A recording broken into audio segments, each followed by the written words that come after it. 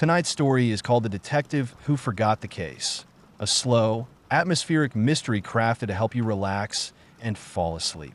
Settle in, get comfortable, and let the story unfold. Chapter 1: The Letter. Arthur Keane sat by the window of his small room in the care home, the soft afternoon light filtering through the lace curtains.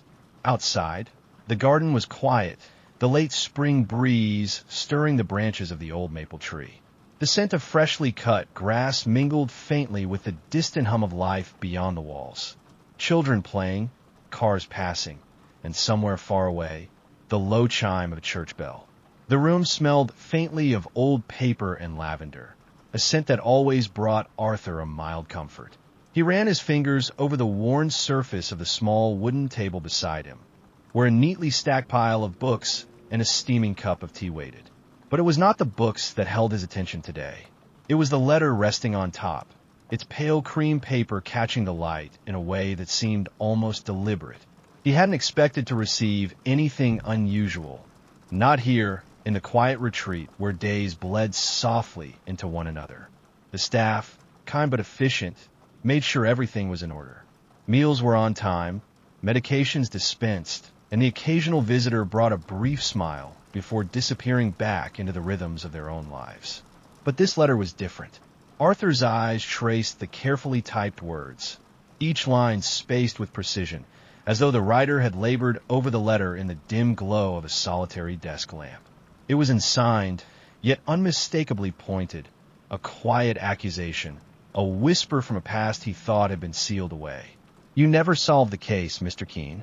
Those 6 words, simple yet weighty, sent a shiver through him, a flicker of unease that rippled beneath the surface of his usual calm. He looked up, scanning the quiet corridor outside his door. No one was near, no one to witness the faint tremble in his hand as he folded the letter carefully and slipped it into his jacket pocket. His old heart, usually so steady, gave a small, irregular beat, a familiar pang he hadn't felt in years. Arthur closed his eyes briefly, the faintest crease appearing between his brows. He tried to summon the memories, the case he had long ago put to rest. But instead, all he found was a mist, fragments scattered like shards of glass in a dim room. Faces without names, voices without context, and a nagging sense of something unresolved. A cold, familiar dread, long buried, began to stir in his gut. He took a deep breath, the kind that settled his racing thoughts just enough to let the silence in. Outside, a sparrow landed on the windowsill, its tiny claws tapping softly. Arthur smiled, almost wistfully, then rose slowly to pour another cup of tea. His movements were deliberate, a small effort to regain control, to push down the unsettling feeling. The letter was a question he didn't yet have the courage to answer. Arthur settled back into his worn armchair, the fabric soft beneath his hands. Outside, the sky had begun its slow fade toward evening, streaked with gentle shades of pink and gray. He unfolded the letter once more, reading it through with deliberate care, as if hoping familiarity might bring clarity. But the words remained stubbornly opaque, a challenge rather than a key, stirring a deep unease. The letter was brief but unsettling in its implications. The writer claimed knowledge of details only the detective himself could know. It hinted at mistakes made, truths overlooked, and a justice denied. Arthur's mind drifted back decades, to a time when he was young, sharp, and certain of his purpose. The city was colder then, its streets a mosaic of shadows and light, crime and order locked in endless dance. He had worked the case with dedication, piecing together clues, interrogating suspects, chasing leads until exhaustion blurred the edges of his days. And yet, somewhere along the way, it had slipped through his fingers. The truth had evaded capture. He remembered the gnawing frustration, the sense of something just out of reach, but the specifics were a frustrating blur, like trying to recall a dream. Now, in this quiet room, the memory was a puzzle with missing pieces. He wondered if his mind was playing tricks, or if the letter was a spark meant to ignite something long buried. Perhaps, he thought, it was a chance at redemption. Arthur rose and walked slowly to the small shelf holding a few personal mementos, a faded photograph of a younger version of himself, a leather-bound notebook from years ago, and an old fountain pen. He picked up the notebook, running his thumb along the worn leather cover. Inside were scrawled notes, sketches, and observations made during the investigation. He leafed through the pages carefully, searching for anything that might jog his memory or shed light on the letter's claim. The handwriting was his own, neat, purposeful, but the details were fragmented, incomplete. A name here, a date there, a brief description of a man seen near the crime scene. None of it formed a clear picture anymore. Arthur sighed, a soft exhale that seemed to release years of tension. He realized that this letter was more than just a message. It was a summons. Something was pulling him back into the shadows of that cold case, and he was not sure if he was ready to answer. As night deepened outside, Arthur sat back down, the letter resting once more on the table. He stared at it for a long time, feeling the weight of the unsolved mystery pressing gently against his thoughts. A deep sigh escaped him, a sound of both weariness and resolve, a creak in his aged bones. Tomorrow, he decided, he would begin to look again. The next morning arrived slowly, as if reluctant to disturb the fragile calm that had settled over Arthur's room. Pale light filtered through the window once more, and the quiet hum of the care home stirred him from a restless sleep. Arthur moved deliberately, his joints creaking softly with the effort of rising. He dressed in the same worn tweed jacket he had owned for years, its fabric soft and familiar. The letters still lay folded neatly on the bedside table, a silent reminder of the journey he was about to begin anew. He made his way to the small common room, where a few other residents gathered for breakfast. The chatter was low, punctuated by the clink of china and the rustle of newspapers. Arthur found a corner seat by the window, where the garden was visible, bathed in morning light. As he sipped his tea, his thoughts drifted again to the case. He tried to recall details, the victim's name, the day it had happened, the faces of those involved. But the memories remained elusive, teasing him with fragments and shadows. After breakfast, Arthur asked the nurse if he could have access to the care home's small library. She looked surprised, but nodded, guiding him to a quiet room lined with shelves of books and folders. Among the collection, Arthur found a dusty archive of old newspapers, some yellowed and brittle with age. He sat down with a magnifying glass, carefully scanning the headlines for any mention of the case. There was a small article buried deep in the pages, dated nearly 30 years earlier. The headline read, "Prominent businessman found dead. Case closed after quick arrest." Arthur's eyes lingered on the words, a faint ache rising within him. He remembered now. The businessman had been well known, his death shocking the city. The arrest had seemed swift, and many had praised the police for their efficiency. But Arthur had never been convinced. Something about the case had unsettled him, a lingering doubt he had never voiced aloud. He copied the article into his notebook, careful not to damage the fragile paper. As he worked, the quiet creak of the library door announced the arrival of another visitor, a woman with silver hair and kind eyes. "Arthur Keane?" she asked softly. He looked up, startled. "I'm Margaret Ellis. I used to work with the department back then." Arthur nodded slowly, unsure why she was here, but sensing something important in her presence. "I heard you received a letter," she continued. "I wanted to come by. I think there's more to that case than anyone knows." Arthur felt a flicker of hope, mingled with the weight of years. For the first time in a long while, he was not alone in his search. Together, they began to talk, quietly, carefully, piecing together the threads of story that time had tried to bury. Margaret settled into the chair opposite Arthur, her hands folded neatly in her lap. The soft rustle of pages turning accompanied their slow, deliberate conversation as they revisited the details of the cold case. "I remember the victim was Charles Wainwright," Margaret began, her voice gentle but steady.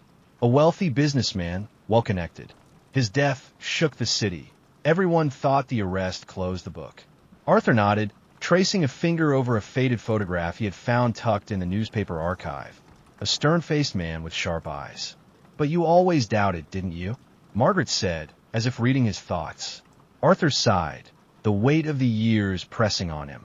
There were inconsistencies. The timeline didn't add up. Witnesses who changed their stories.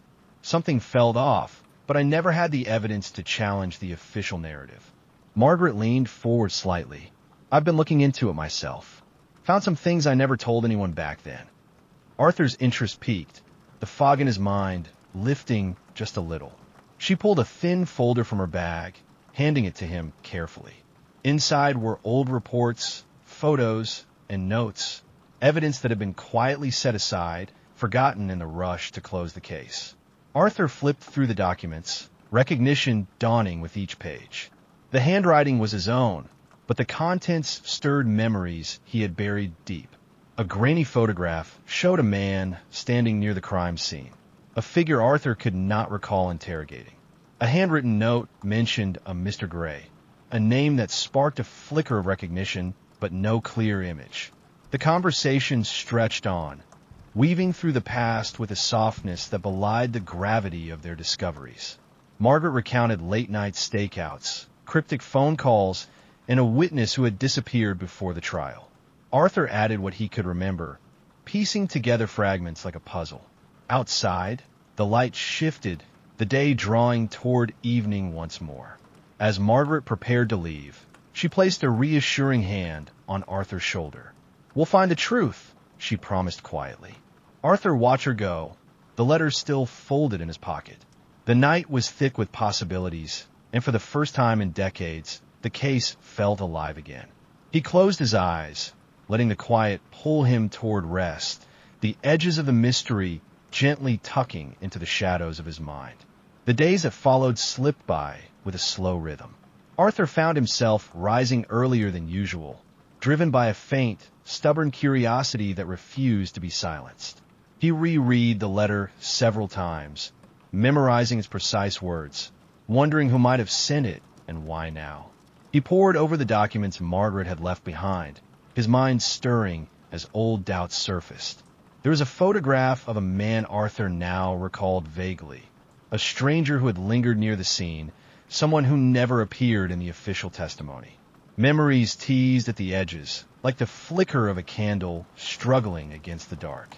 Arthur reached out to a few people he still remembered from his years on the force.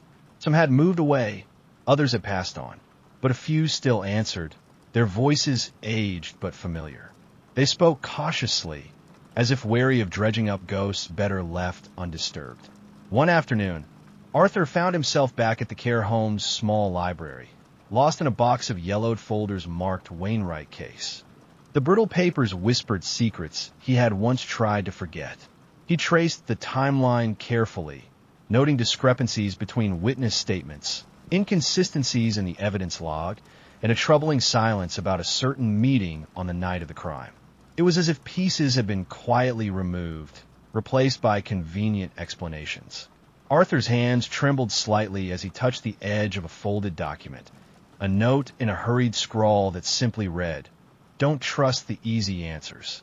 He tucked it carefully into his notebook, a quiet reminder that the truth was still out there, just beyond reach. That night, Arthur lay awake longer than usual, the house quiet except for the distant ticking of a clock. His mind wandered through corridors of memory, flickering faces, half-remembered conversations, and the soft weight of secrets pressing against the edges of his thoughts. He felt the familiar pull of regret, but also something new, a flicker of hope. Perhaps this time, he could find what he had missed. And perhaps, after all these years, the case was not truly closed. The next morning, Arthur woke to a soft light spilling through the curtains. The quiet of the care home felt less like solitude and more like an invitation, a gentle urging to face the past once more. He dressed slowly, each movement measured but purposeful, and paused by the window. Outside, the maple tree stood tall and steady, its leaves whispering secrets to the breeze. Arthur thought about the letter again, its neat, typed words, the silent challenge it posed.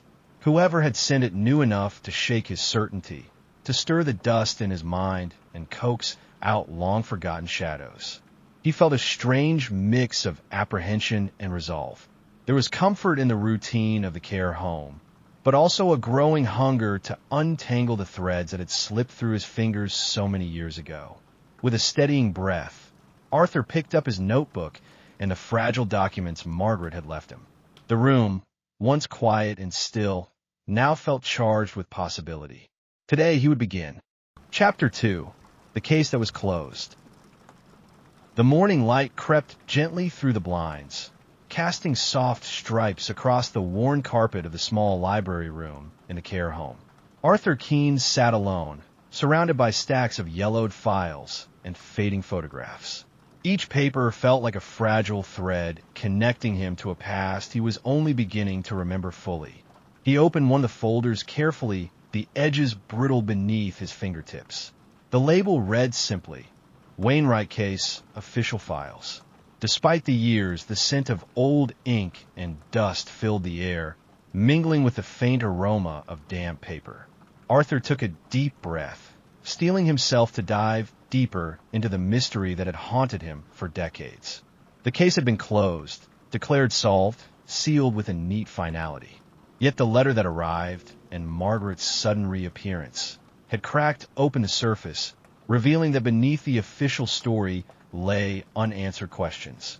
Arthur's eyes fell on the first report, a police summary of the crime scene. The report was methodical, clinical even, describing the discovery of Charles Wainwright's body in his lavish study. The room was in disarray, a sign of struggle, but no weapon had been found. The report detailed the scene with precision. Shattered glass on the floor, a toppled chair, and the businessman's lifeless form slumped over his desk. Arthur's finger traced the typed words, his mind reaching back to the initial shock of the crime. Wainwright was a prominent figure, a man with enemies and allies in equal measure. His death had sent ripples through the city's upper echelons. The arrest had been swift. A young man named Simon Hart, found near the scene, with blood on his clothes and no convincing alibi.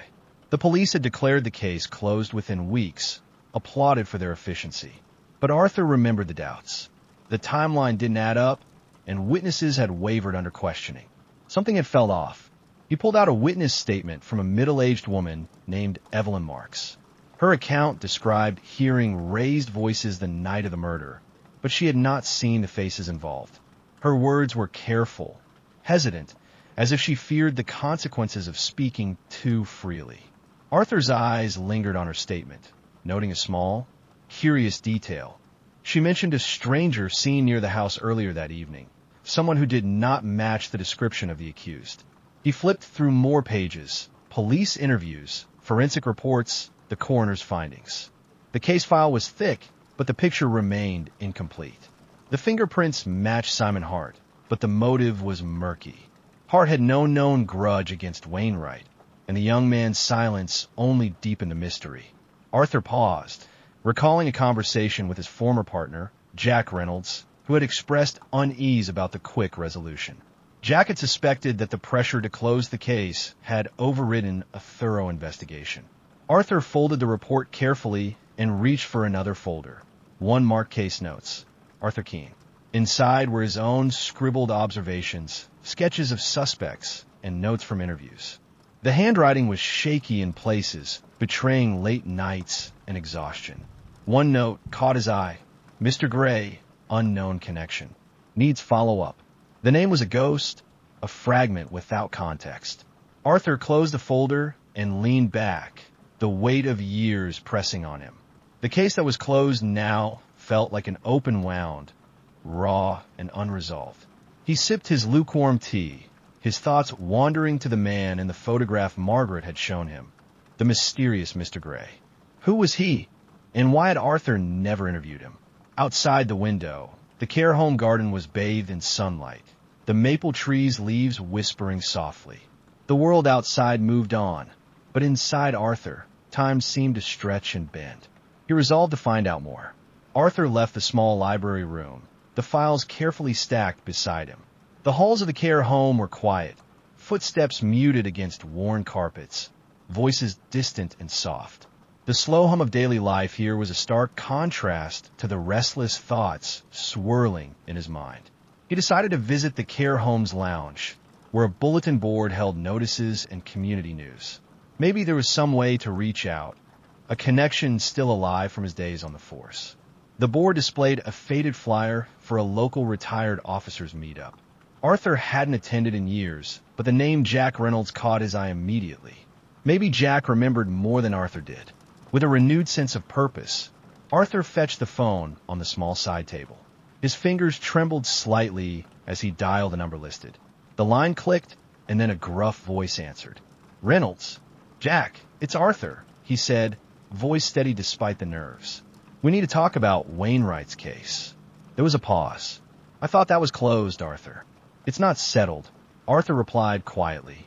"There are things we missed. I'm coming over." Jack Reynolds' home was modest. Walls lined with faded framed newspaper clippings and photos of past cases. The air smelled faintly of tobacco and old leather, a man's den preserved in time.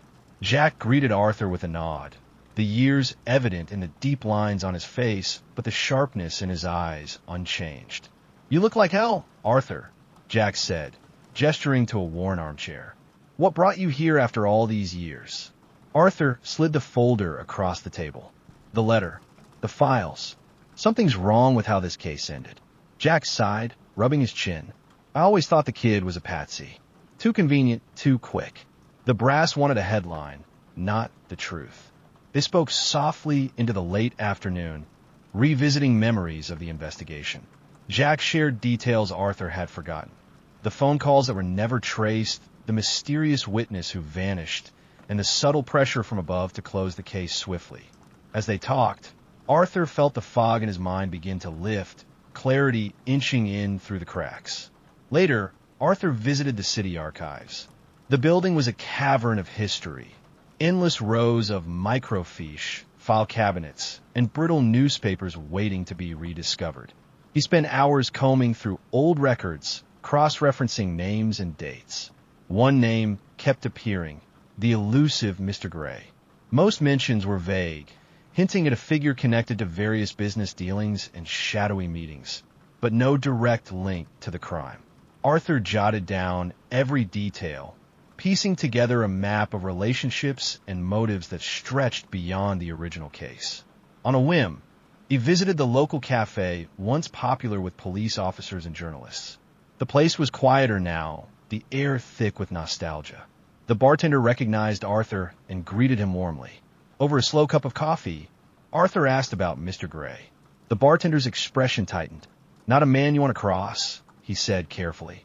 "Went quiet years ago, but he had his hands in everything. Some say he pulled strings behind the scenes." Arthur felt a chill. The case was becoming bigger than he remembered. A tangle of power, secrets, and perhaps corruption. Back at the care home, Arthur's nights were restless. Dreams flickered with images of the crime scene, shadowy figures, and that mysterious note. Don't trust the easy answers. Each morning, he awoke with a fragment of clarity, a new question forming in his mind. Margaret stopped by again, bringing fresh documents and a quiet determination. Together, they planned their next steps.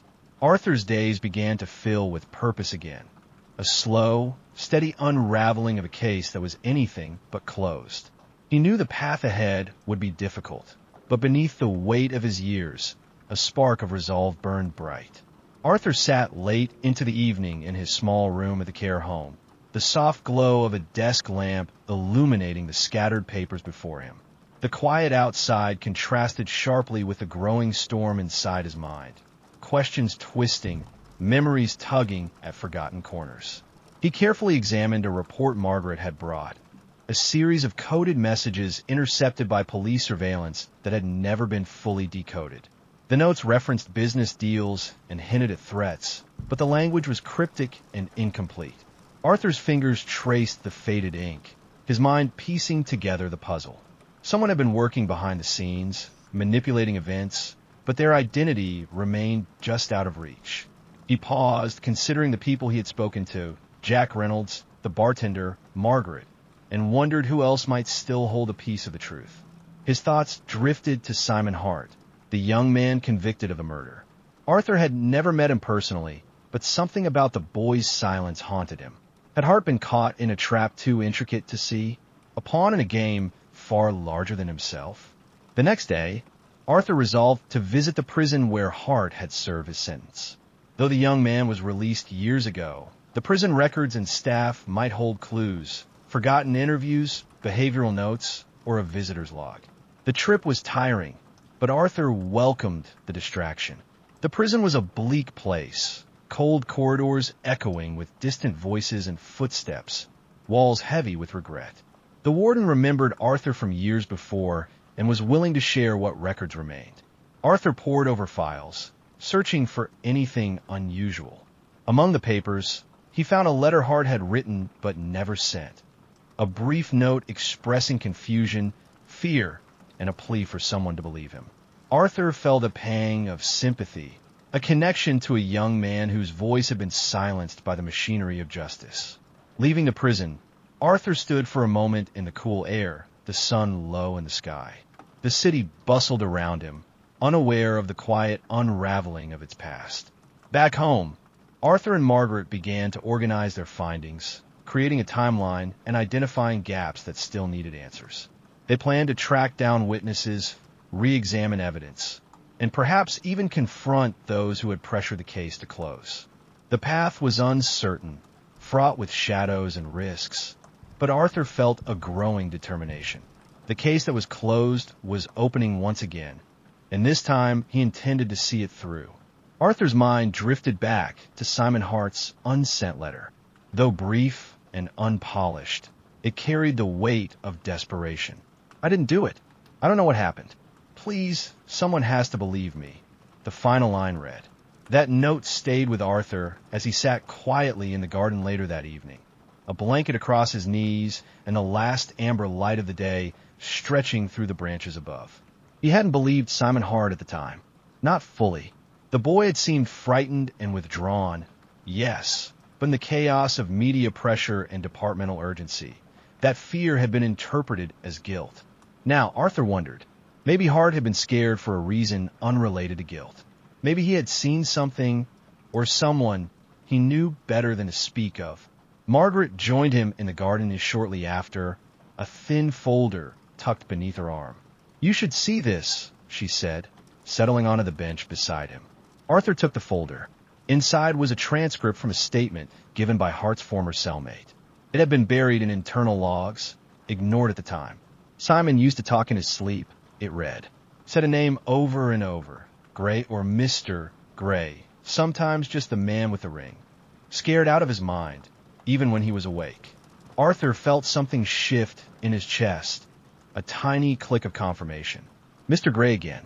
A man who never testified, never appeared in the official files, yet kept surfacing like a persistent shadow. He leaned back and looked up at the deepening dusk.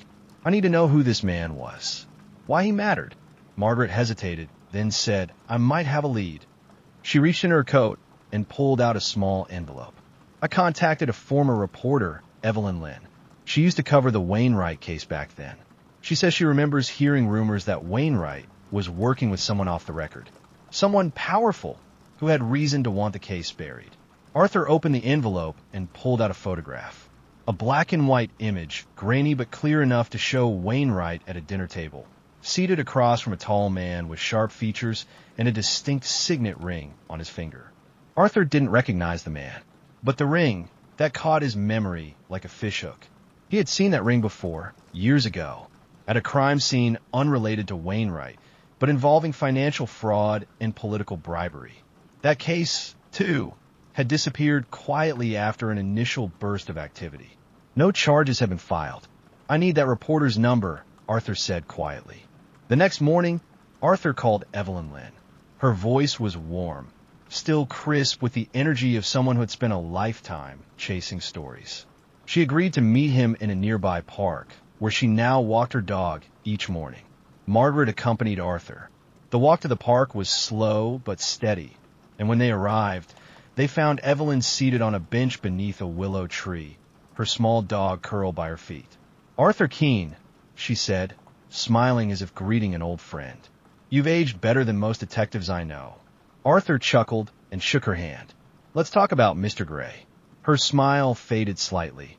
replaced by a cautious glance around the park. He's not the kind of man people talk about openly. We're not most people, Arthur said. Evelyn took a breath, then nodded. He was real, all right. Never in the papers, never in the reports, but always there. Quiet deals, backroom meetings.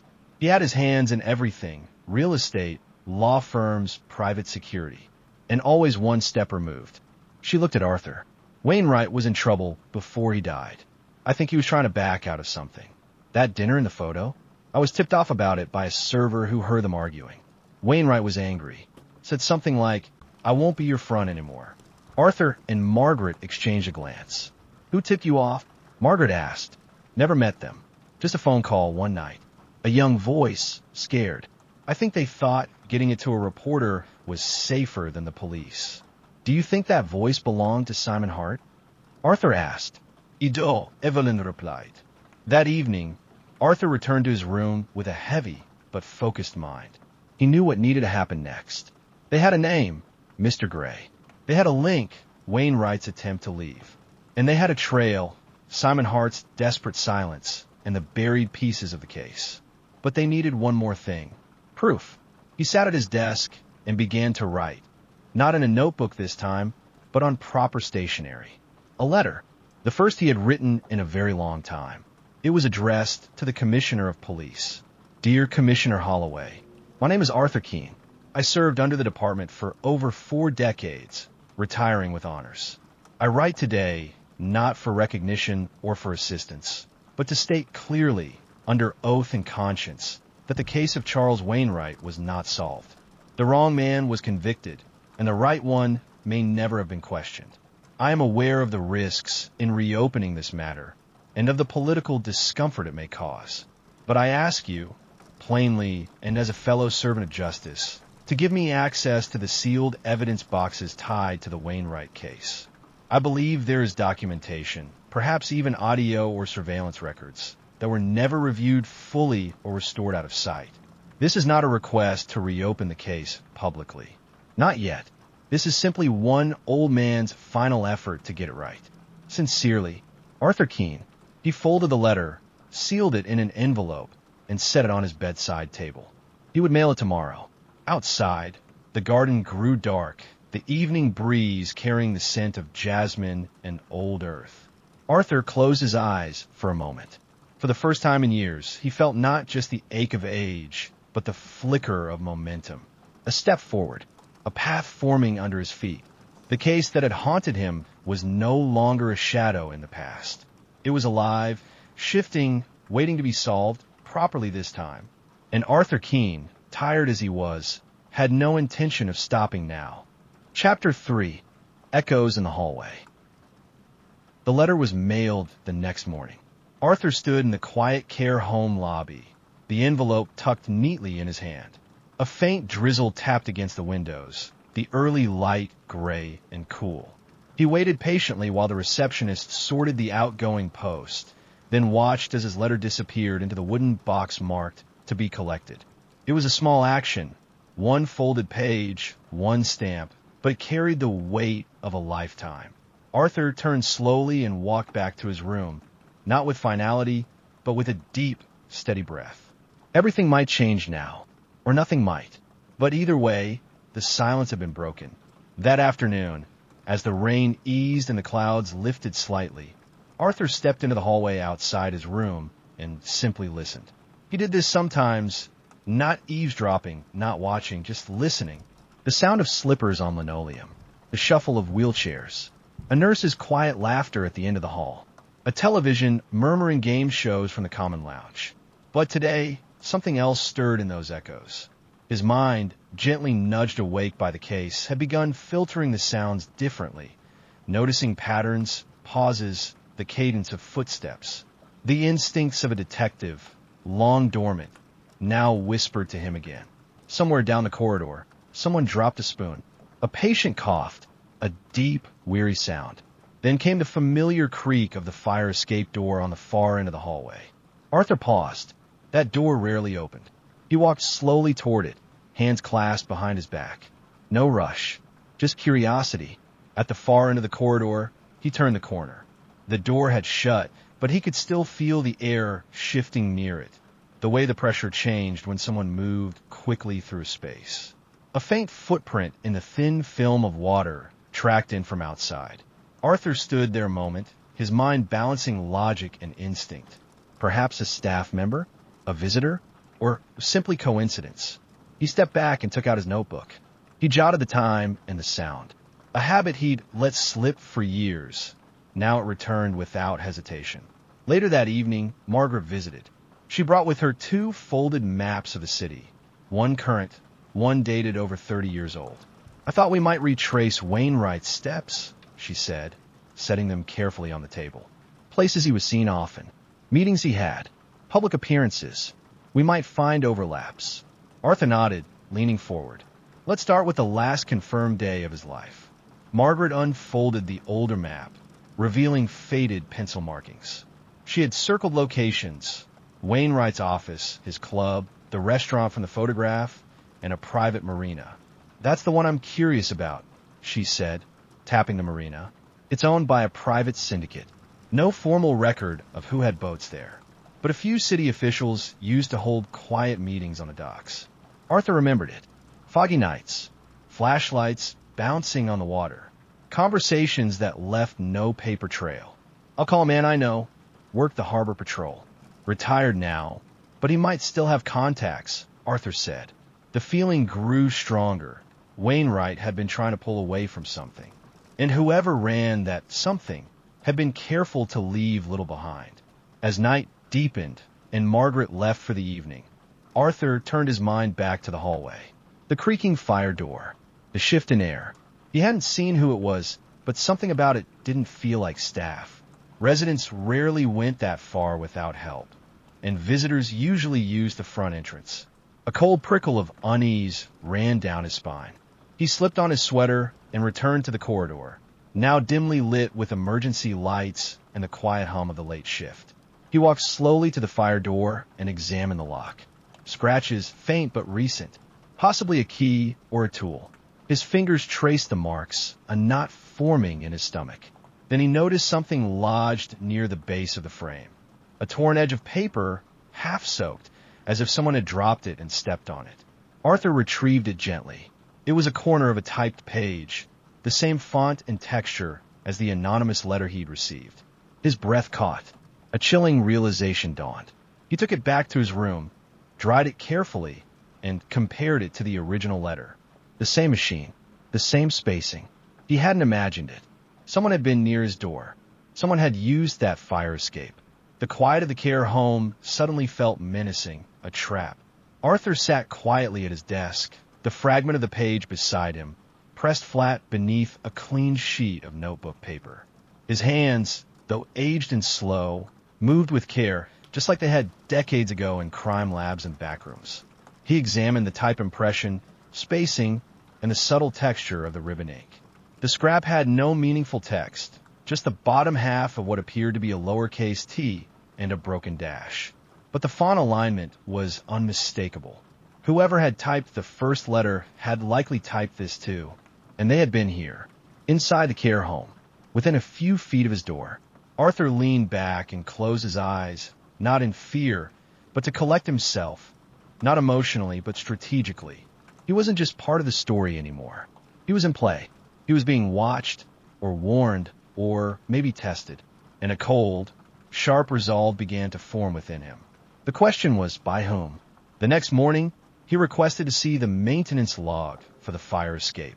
The receptionist gave him a confused look, but eventually brought out a binder thick with photocopied reports.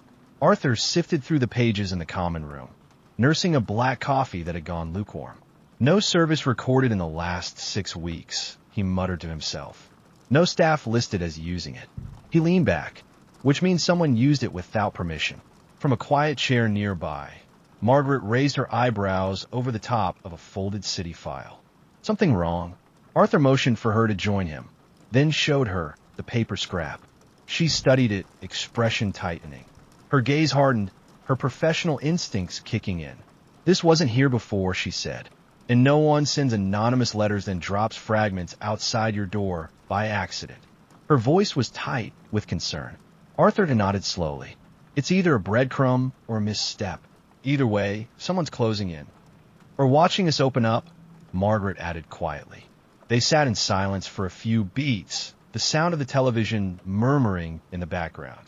A cooking show, the clink of metal spoons, cheerful applause. The mundane sounds felt starkly out of place against the quiet threat they now felt.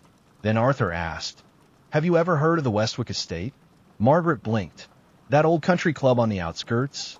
Thought it shut down." It did. But Wainwright owned a cabin there. Small, private, never mentioned in the papers. Margaret's voice dropped. "You think he met Gray there? If you wanted to discuss secrets with no risk of eavesdropping, wouldn't you?" She nodded slowly. "We should go." Arranging the visit took 2 days. Margaret used her old department credentials and a retired detective's favor to get access to the abandoned property. The club had long since shut its doors, but a caretaker kept watch over the grounds, mostly to deter vandals and squatters. The morning they left, Arthur dressed carefully, wool coat, scarf, walking stick, notebook in his pocket. Margaret met him at the gates of the care home with a rented car, warm and stocked with tea in a thermos. The drive to Westwick was long and winding. Trees flanked the narrow road, and the remnants of autumn leaves swirled across the pavement in rusty spirals. The silence between them wasn't uncomfortable. It was steady, focused. When they arrived, the caretaker, a thin man with tired eyes, met them with a nod. "Not much left out there," he said. "Cabin's intact, though. Never sold." He gave them the key without asking too many questions. The path to the cabin was overgrown, the wood planks on the walkway damp with moss. But the structure itself stood firm. Small, dark wood exterior, green shutters, a slanted roof half lost in the surrounding trees. Arthur paused at the threshold. A memory stirred, not from here, but from a photograph long ago. Wainwright standing by this door, smiling tightly, as if trying to mask discomfort. A faint chill ran up Arthur's arms, despite the lack of breeze. Inside, the air was stale but dry. Dust curled on every surface. The furniture was minimal. A desk, a pair of chairs, a fireplace with unburned logs stacked neatly beside it. On the mantel, a photograph still stood. Wainwright and 2 men, one of whom wore a ring on his right hand. Arthur stepped closer. His breath hitched. Same ring. Same man. Margaret joined him. "Gray." Her voice was barely a whisper. "I believe so." Behind the desk was a cabinet. Arthur tried the handle. It stuck at first, then gave way with a crack and a small puff of dust. Inside were ledgers, water-damaged but legible, and beneath them, an envelope marked simply with a date, March 19th. Arthur opened it. Inside were notes, handwritten, hurried, and signed. They detailed a deal, something involving money laundering through shell firms. References to Wainwright, and to someone called simply G. "This is it," Margaret whispered. Evidence he was pulling away, or being forced in deeper. Her voice was tight with discovery and a hint of fear. Arthur folded the papers gently and placed them in his satchel. Then he saw it, taped beneath the desk drawer. A small cassette tape, labeled only with a red dot. Back in the car, they didn't speak for several minutes. Arthur held the cassette in his hand like it was something sacred, something that could change everything. "We'll need a player," he said at last. "Old school.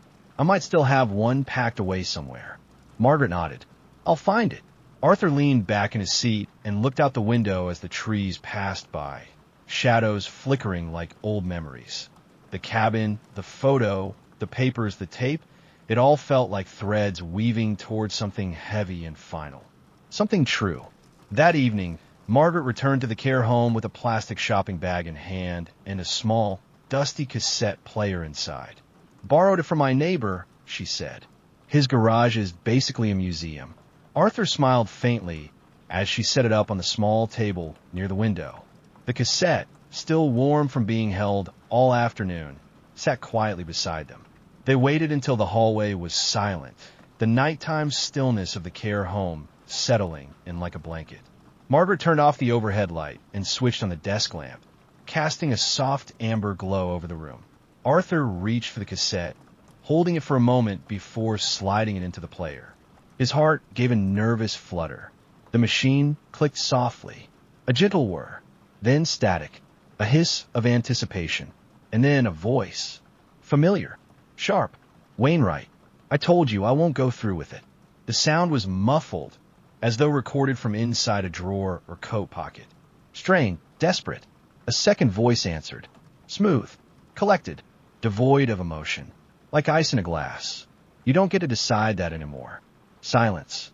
Heavy, suffocating. Then Wainwright again. You said I'd be out after this deal. I've done what you asked. A pause. People who leave early tend to become inconvenient. Margaret's eyes met Arthur's. It was unmistakable. The man on the tape, Gray, had threatened Wainwright. A cold certainty settled between them. Another silence, then the soft clinking of glass. You're not invincible, Wainwright said, but there was a tremble in his voice now. There are people who will ask questions. No, Gray replied. There aren't. The finality of his tone was chilling. The tape ended abruptly. Just 38 seconds, but enough to change everything. Arthur leaned back in his chair, heart steady but thudding with weight. That's motive, he said quietly. Wainwright was trying to get out. Gray wanted him silenced. And Simon Hart? Margaret asked. Arthur rubbed his chin. He must have seen something, or heard something, enough to be dangerous, but not enough to be believed. Margaret stood, began pacing slowly. If we bring this to Holloway, you know what happens. Internal review. Lawyers. People start covering tracks. I know, Arthur said. That's why we don't go to Holloway. Margaret stopped pacing. Her eyes widened slightly. We go public, she asked. No, not yet. We go wider, press, maybe. Evelyn Lynn. Someone who can't be silenced as easily. Margaret nodded slowly. I'll set up a meeting. Arthur rose from his chair. He felt the weight of age in his knees, but his mind was clearer than it had been in years. A renewed sense of purpose surged through him, fighting the fatigue. He crossed the window, looking out into the dark garden beyond the glass. Rain had started again, thin sheets sweeping through the branches. Then he noticed something, a faint flicker of movement in the dim light. Across the courtyard, a figure stood beneath the maple tree. Umbrella, long coat, perfectly still, watching. Arthur said nothing, just reached over and turned off the desk lamp. His movements were slow, deliberate, revealing nothing. Darkness fell gently across the room. The figure outside did not move. Still, silent, a clear declaration. For the next 2 days, Arthur kept the curtains drawn. Margaret came and went quietly. They made no further calls, no direct approaches. They waited. On the third evening, Arthur found another envelope outside his door. This time, it was smaller, folded once, sealed without a stamp or name. Inside, a single sentence typed in the same style as before. Let's stay buried. Arthur held the note in his hands, letting the silence around him settle into something heavier. He did not tell Margaret right away. Not because he feared what she'd say, but because he already knew what he'd say in return. He wouldn't stop. When he finally met Evelyn Lynn again, it was in the back room of a quiet bookstore. She wore her old press badge around her neck like it was armor. A small tape recorder sat between them on the table. Arthur played the cassette.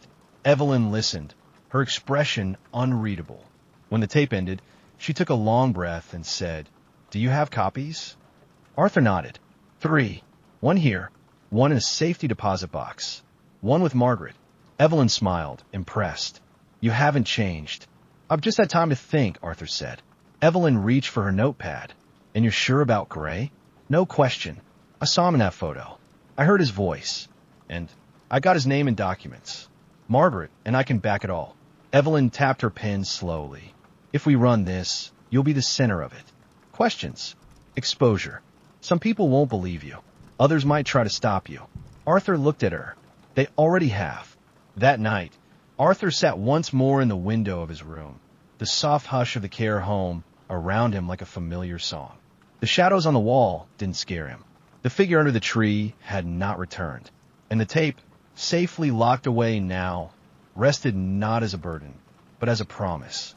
The past was no longer just fragments. It had form, sound, shape, consequence. Wainwright's voice echoed gently in Arthur's mind. You don't get to decide that anymore. But Arthur did. He was deciding now. He would remember the case. He would finish it. And this time, the silence would not win. Chapter 4. Conversations with Shadows. Arthur sat beneath the dim light of the reading lamp, notebook in hand, listening to the soft tick of the clock on his wall. The letters still rested in his drawer.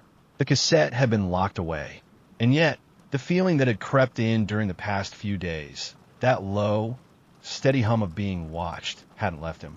Across the room, his teacup had gone cold. The air carried the muted scent of lemon balm and furniture polish. Somewhere in the hallway, a nurse's footsteps faded around a corner.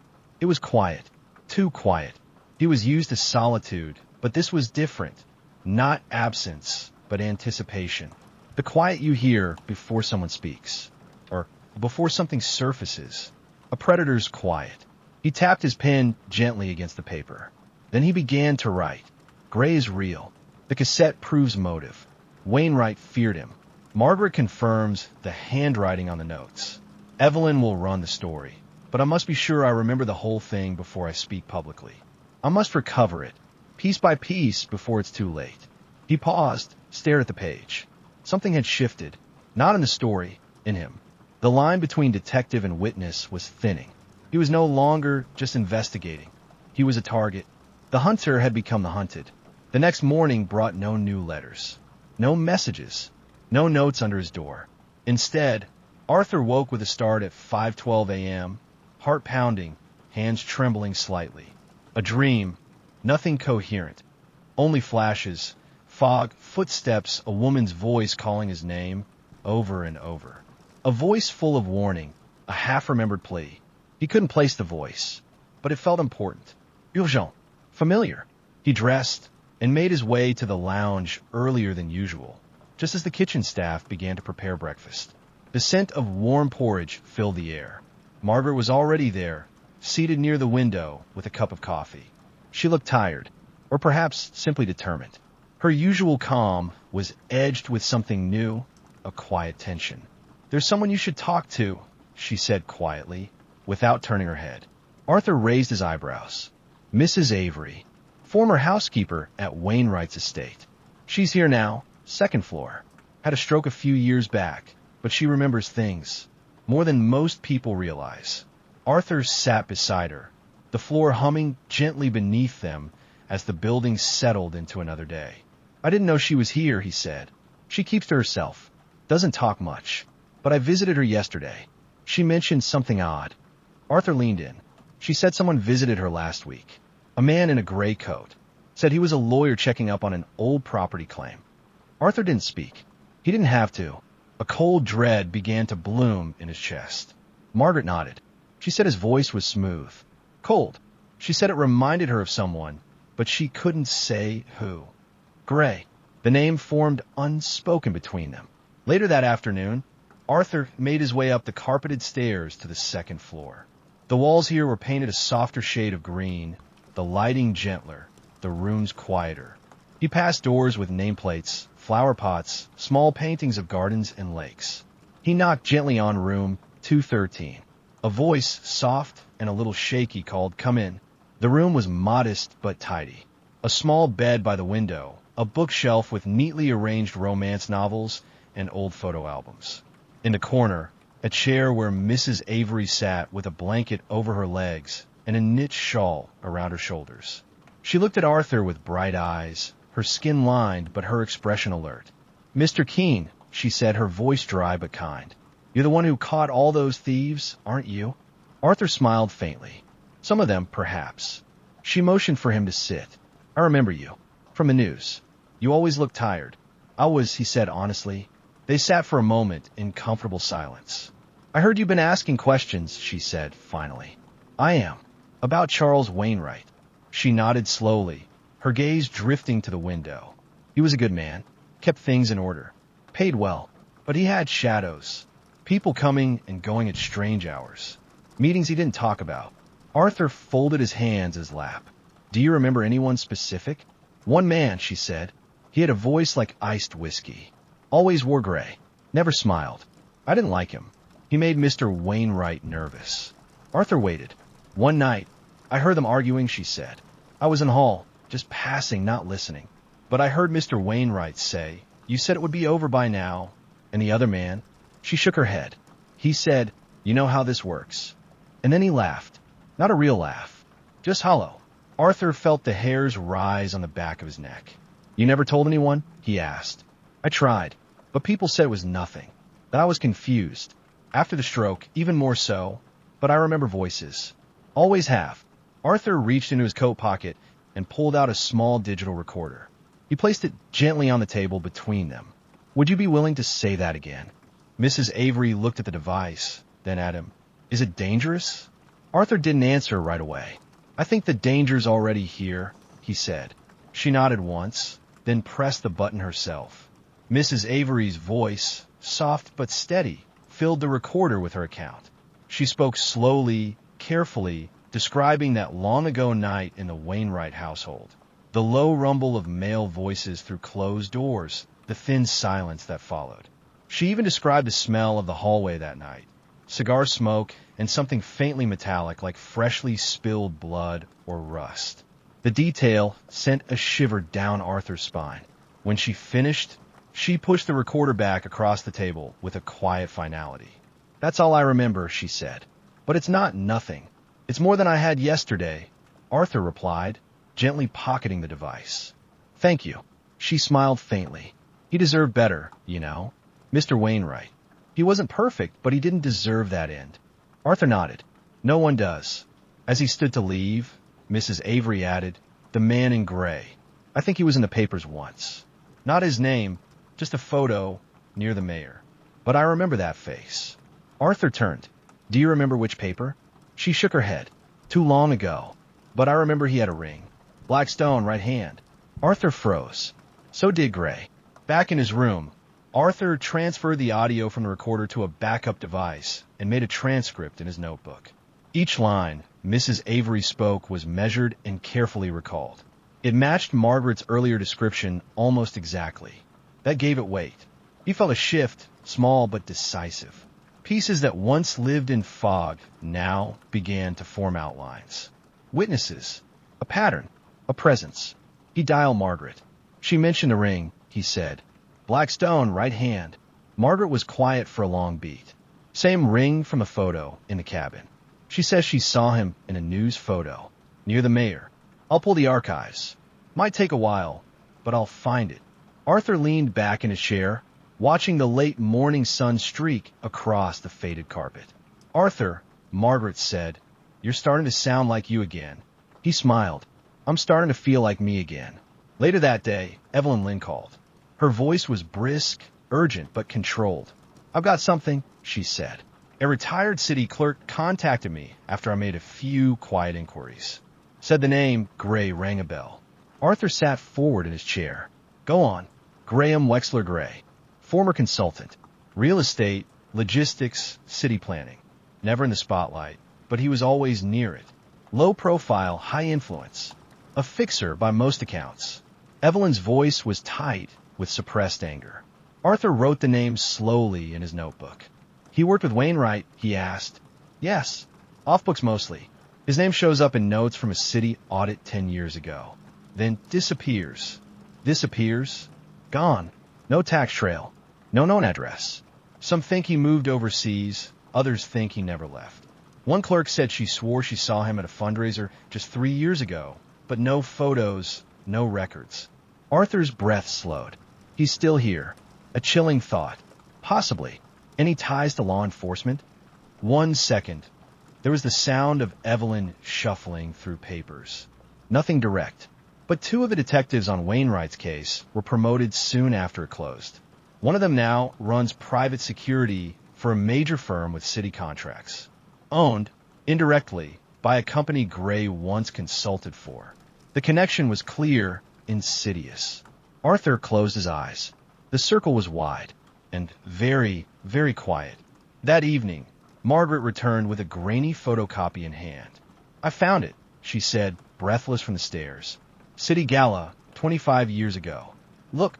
She laid the photo out on Arthur's table. There in black and white stood a line of men in tuxedos. The mayor. a councilman. And behind them, slightly out of focus, the same face from the cabin photo. Graham Wexler Gray. The ring was visible on his right hand. A strange, dark gleam, even in photocopy. We have image confirmation, Margaret said. We have the voice. We have motive. Arthur stared at the photo a long while. Now we just need opportunity. That night, the care home's hallways were unusually quiet. Too quiet. Arthur noticed it immediately. No distant TV sounds. No footsteps. Just silence. A palpable stillness that set his nerves on edge. Around midnight, he opened his door a crack and peered into the hallway. Dim emergency lights glowed faintly along the floorboards. Far down the corridor, a figure stood near the elevator, unmoving. Arthur watched. Not a nurse. Not in uniform. A man in a long coat. Gray. His breath hitched. He waited. The figure did not move. A statue carved from shadow. Arthur stepped back and quietly closed the door. His heartbeat was steady, but his body felt electric, alive with something he hadn't felt in years. A cold, thrilling dread. The next morning, he found nothing. No note. No trace of anyone outside his door. He didn't speak of it to Margaret. Not yet, because part of him wasn't sure if it had really happened, or if it was his own memory conjuring ghosts from fear. The mind, he knew, could play cruel tricks. But either way, the message was clear. The case was no longer just history. It was breathing again, and so was the danger. The next few days passed in a slow, watchful rhythm. Arthur's world had narrowed into sharp focus. The letter, the tape, the voices, the face in the photo, and the shadow in the hallway. Everything else, the meals, the staff, the idle talk of other residents, drifted past like background noise, irrelevant to the current beneath his thoughts. His senses, once dulled by age and routine, were sharpening, picking up every shift in the air, every unusual sound. He had spent much of his life chasing truth with confidence, clarity. But now, chasing it with a foggy mind and trembling hands, every discovery felt twice as hard-earned. It was a physical ache, this reawakening, but also a fierce satisfaction. Still, he pressed on. Each morning, he met with Margaret in the quiet corner of the care home library, their voices low as they pieced the puzzle together. She was tireless, following leads, cross-referencing city records, even reaching out to former department colleagues under the guise of catching up. Most had retired, but a few still carried weight in back rooms. I spoke to Gerald Norris, she said one afternoon, flipping open her notepad. He was junior staff during the Wainwright case. He said he remembers pressure from above to close it fast. Arthur nodded. From whom? That's the thing, no name. Just that there was a directive to prioritize closure over pursuit. His words. Her voice was tight with frustration, a familiar battle against unseen forces. Arthur sighed. The case was sacrificed for convenience. Or protection. Margaret's gaze was sharp, accusatory. She handed him a small printout. Look at this. It was a scanned document, a page from an old project proposal. It listed a series of development contracts, the kind of thing Wainwright had routinely approved. One name stood out, G.W. Gray Consulting. His fingerprints are all over the city, Arthur muttered, but never front and center. Margaret leaned back. He operated like a ghost, made things happen without being seen. A ghost with immense power. Arthur folded the paper and slipped it into his folder. Time to bring him into the light. The opportunity came sooner than expected. 2 nights later, Arthur received a call from Evelyn Lynn. She spoke quickly, quietly. I got a tip, she said. Gray is attending a private auction at the Langdon Gallery this weekend. Limited guest list, invite only. Arthur's hand tightened around the phone. You're sure? I checked. The gallery director confirmed his attendance under the alias W.G. Lang. It's him. Same initials.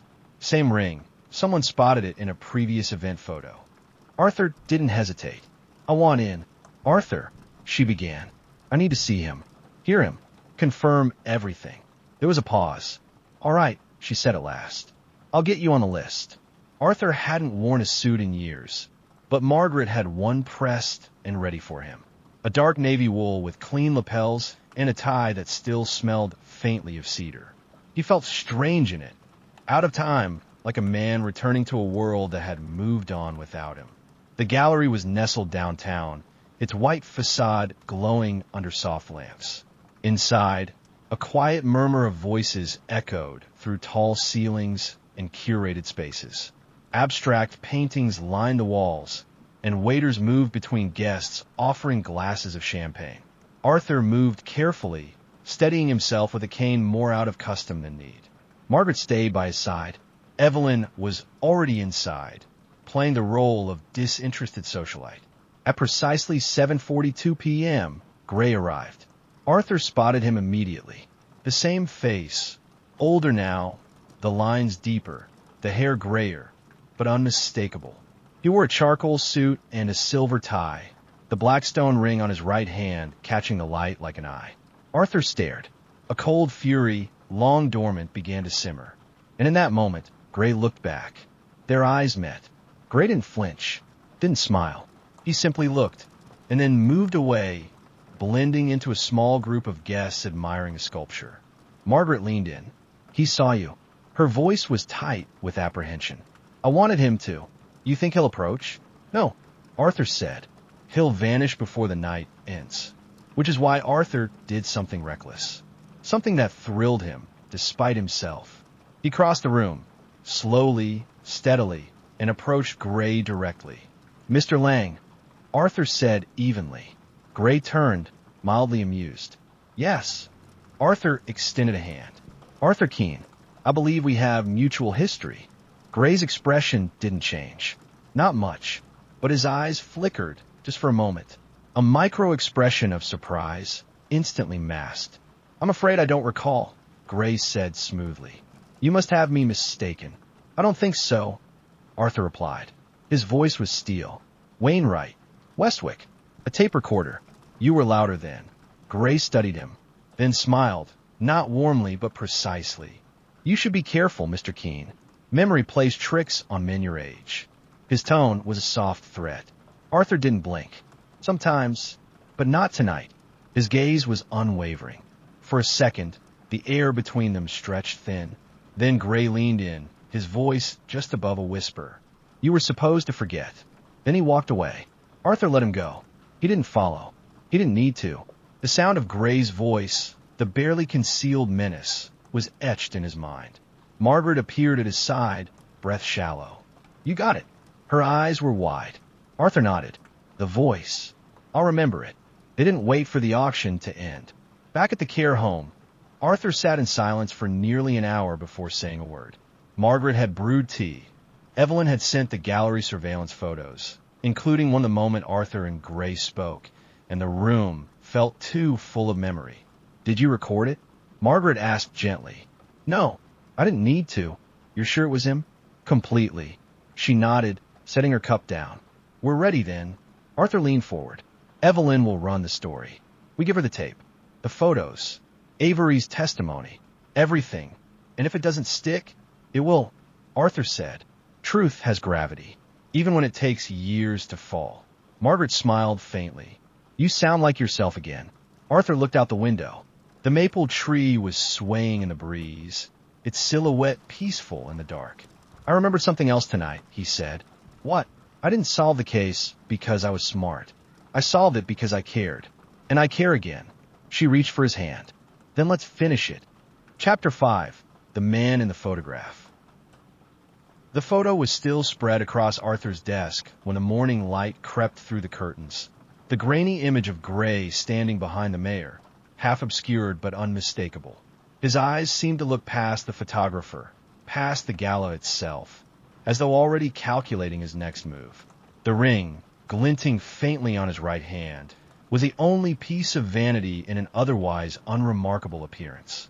Arthur stared at the image for a long time. He felt a cold recognition, a professional respect for the man's mastery of shadows. It wasn't the photo that unsettled him. It was the sense that Gray wanted to be seen, that the encounter at the auction had not been a confrontation, but an offering, a test, an acknowledgement that Arthur was awake now, and that Gray was watching too. A silent, dangerous conversation had begun. "Did you sleep?" Margaret asked, appearing in the doorway with 2 cups of coffee. Arthur shook his head.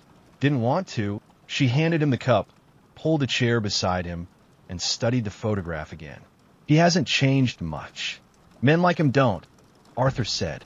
They move from one role to the next, always just out of reach. Margaret tapped the corner of the print. I asked Evelyn to run facial recognition through a few archival news databases. If we can match Gray to other events, especially near other controversial cases, we might build a trail. Arthur raised an eyebrow. She can do that. She has friends. Young, fast, brilliant types who don't sleep and don't ask too many questions. Arthur smirked. I remember when we were like that. Margaret laughed softly. We never slept, but we asked plenty of questions. He leaned back, the chair creaking softly beneath him. Let's find out where else he's been. The first match came within hours. Evelyn called from her office, excitement barely contained. I've got 5 confirmed appearances of Gray over the last 25 years, she said. And that's just from public records, charity events, fundraisers, ribbon cuttings. Arthur sipped his coffee, listening intently. All of them linked to major city contracts, real estate acquisitions, security upgrades, tech infrastructure. What's the connection? He asked. 3 of the deals were later investigated for irregularities. 2 of the companies involved were dissolved within a year. 1 CEO disappeared. Arthur froze. Disappeared. Went off the grid. No criminal charges. No death certificate.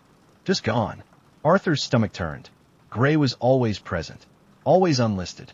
But in the background, standing beside someone, shaking hands, never the focus.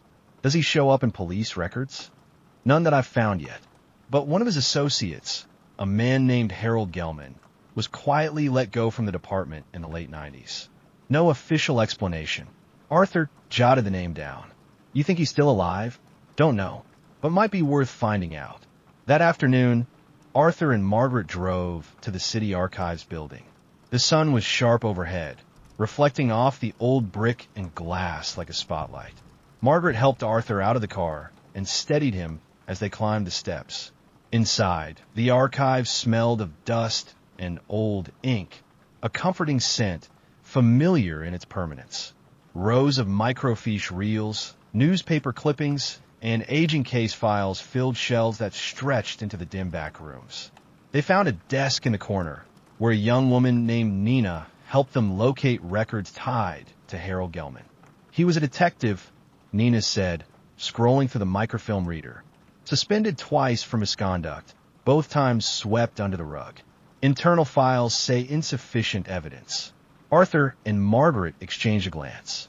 Then, in '98, Nina continued. He was quietly dismissed. No pension, no ceremony, just gone. Arthur leaned forward. Any known associates? Nina nodded. 1. She printed a blurry photograph.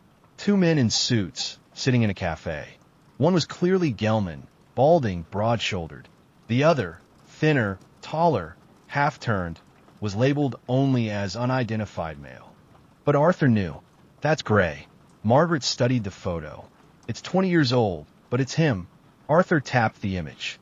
Let's find out what happened to Gelman after 1998. It took Evelyn's contacts another day to find it. A rental property registered to a shell company just outside the city in a quiet suburb called Fairgrove. No utilities in Gelman's name. No active bank accounts. But the property taxes were paid on time every year. You think he's still there? Margaret asked as they drove along the narrow country road, trees pressing in from both sides. If he's not, someone's keeping the lights on, Arthur said. They pulled up to a small, weathered house with a sagging porch and overgrown hedges. A mailbox leaned at an awkward angle, and the curtains in the windows were drawn tight. Arthur stepped out slowly, cane in hand, and walked up the porch steps. He knocked. Nothing. He knocked again, louder this time. A long pause. Then, the sound of a bolt turning. The door cracked open. A man stood there, older, thicker now, hair gone completely white. But Arthur recognized the shape of his jaw, the set of his shoulders. Harold Gelman? The man didn't answer. I'm Arthur Keane. I used to be a detective. Still no response. Then, slowly, the man opened the door wider. I thought you were dead, he said. Arthur smiled faintly. That makes two of us. Inside, the house was sparse. A few pieces of old furniture, stacks of unopened mail, and the musty smell of a life lived in silence. Gelman sat in a recliner, a blanket over his knees, hands trembling slightly. "You're digging it back up," he said. "The Wainwright case." Arthur nodded. "I need to know what happened." "You already know," Gelman said, "or else you wouldn't be here." "Tell me anyway." Gelman looked down at his hands. Wainwright wanted out. Gray didn't let people leave.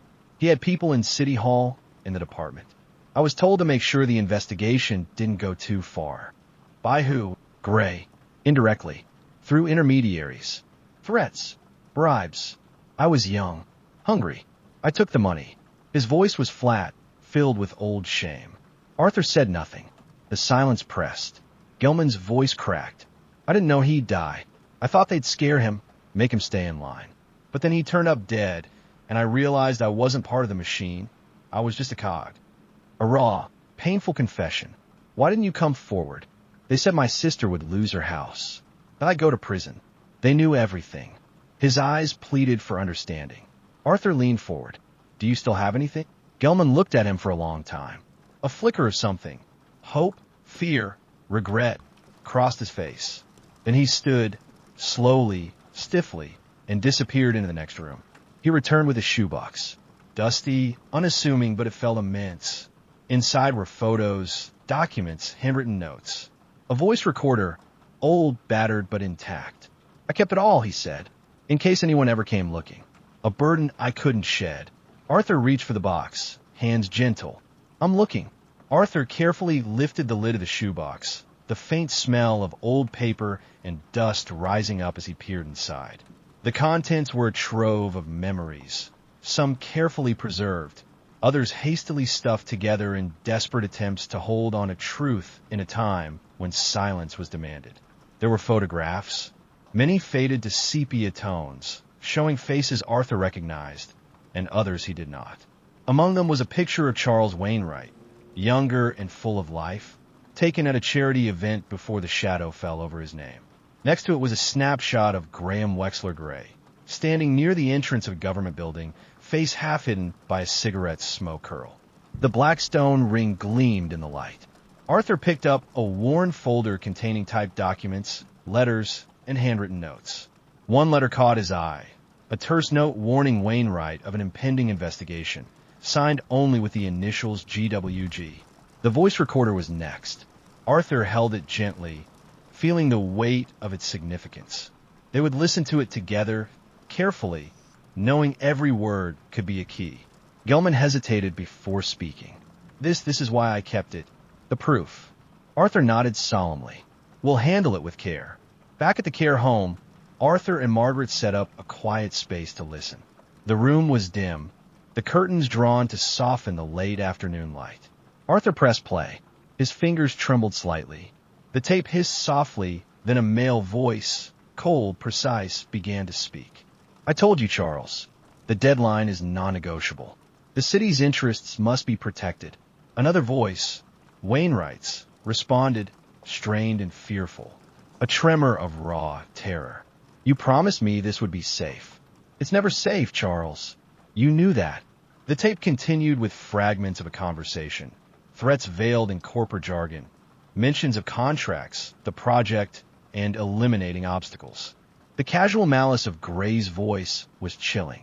Margaret jotted notes, her eyes sharp despite the weight of the moment. Arthur felt the knot in his stomach tighten. This wasn't just a business dispute. It was something darker, more sinister. A network of evil. The tape ended with a sudden click. Arthur sat back, exhaling slowly. "This confirms it," he said. Wainwright was under threat. He was silenced. Margaret looked up. "But by whom?" Arthur shook his head. "Gray." Margaret nodded. "But we need more. We need the who, the how, the why." Arthur smiled faintly. "And that's what we'll find next." A grim determination settled on his features. The next day, Arthur made a list of people to visit, former colleagues, acquaintances, anyone who might remember the shadowy figures behind the scenes. His first visit was to a retired detective named Frank Mallory, who had worked with Arthur briefly during the Wainwright case. Mallory was gruff but straightforward, his memory sharp. Gray was untouchable, Mallory said. We all knew it, but no one wanted to admit it. Why? Because he had power, money, friends in high places. Arthur nodded. Did you ever meet him? Mallory laughed bitterly. If you mean saw him from a distance, sure. But the man was a ghost, never caught in the act. Arthur asked about the night Wainwright died. There was talk, Mallory said, lowering his voice. Something about a meeting gone bad. But the official story was a robbery. Arthur frowned. You didn't believe that? No. But what could we do? Arthur left Mallory's small house with more questions than answers. The city's corridors of power were thicker than he'd imagined. A web of influence and fear that tangled everything together. Yet, somewhere in the shadows, the truth waited. Later that week, he met with Evelyn to review the latest documents and prepare a report for publication. The tape, the photos, the testimonies. Each piece built the story slowly, carefully. Evelyn, usually unflappable, looked visibly affected by the sheer weight of the evidence. Evelyn looked at Arthur with respect. You're doing this for Wainwright. Arthur nodded. For him, and for those who couldn't speak. She smiled. And for yourself. A knowing look. That night, Arthur sat alone by the window, gazing at the city lights. The skyline was a constellation of stories, some told, others hidden. He thought of the man in the photograph, the shadows that had shaped a life, and the voices that had finally begun to speak. For the first time in decades, Arthur felt the weight of hope, a fragile, powerful emotion that fueled his tired spirit. The following morning, Arthur awoke to a silence that felt heavier than usual. The air in his room was still, as if holding its breath in anticipation. His mind was already racing with fragments from the previous day. The tape, Gelman's revelations, and the shadowy outlines of a conspiracy he was only beginning to grasp. Margaret arrived promptly, carrying a stack of files and a determined expression. I spent the night digging through the city council minutes from the era, she announced as she settled beside him. There's something you need to see. She handed him a thick folder, yellow with age. Inside were transcripts from a private council meeting held just days before Wainwright's death. The discussion was coded, filled with references to the project compliance and mitigation of risks. Arthur's finger traced the lines. The urgency of securing approval for development plans. Any dissenters must be addressed swiftly. Personnel changes recommended. He looked up sharply. Personnel changes? Margaret nodded. Several officials were quietly replaced in the weeks after Wainwright's death. It wasn't just him who was silenced. Arthur's jaw tightened. The web was widening. That afternoon, Arthur and Margaret met with Evelyn to review the new findings. Evelyn's contacts had also uncovered a series of financial transfers traced back to an untraceable account linked to G.W. Gray. The money flowed quietly, funding campaigns, paying off officials, and maintaining a network of influence. It's a fortress, Evelyn said, her voice low but steady. Gray built it to last. Arthur absorbed the information, feeling both the weight of years lost and the urgency of time slipping away. His health was no longer as robust as before, but his resolve was stronger than ever. We need to expose this, Arthur said. Slowly, carefully, Margaret agreed. We'll take it one step at a time. Over the next several days, Arthur's visits became more frequent and purposeful. He met with more former colleagues, neighbors, and anyone who had once crossed paths with Gray or Wainwright. Each conversation added a new thread, weaving a tapestry of corruption, fear, and betrayal. One afternoon, as he sat in the sunlit common room, a young nurse approached him quietly. Mr. Keane, she said softly, a man called earlier asking for you. He said he knows about the case. Arthur's heart skipped. Did he say his name? No, but he left a card. It has just one word. Reed. Arthur and Margaret exchanged looks. Reed, Margaret whispered. That name came up in a report I saw months ago. Private investigator. Disappeared without a trace. Arthur held the card, feeling the texture of the paper between his fingers, thick, heavy, deliberately plain. It was a challenge. That evening, Arthur sat alone, turning the card over and over. The shadows lengthened, the day slipping into night. Memories stirred, faces flashed, questions multiplied, but beneath it all, a quiet certainty began to settle. The case was no longer forgotten. It was his to finish. Chapter 6. Back to the files.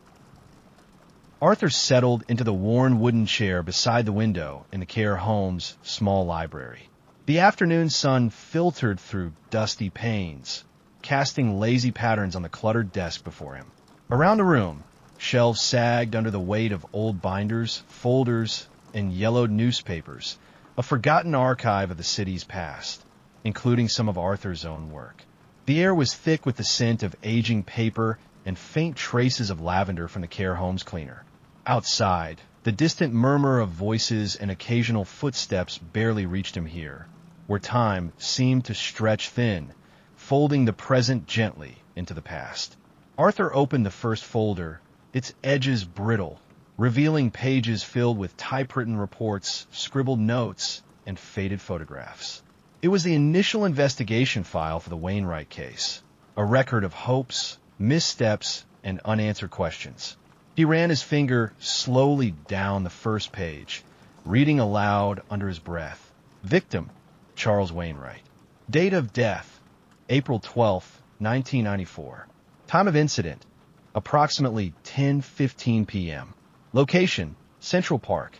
The details were stark, clinical, yet beneath the formality lay the shadows of a man's final hours. Arthur's mind wandered briefly to the night of the murder. A cold spring evening, the city wrapped in fog, footsteps echoing in empty streets.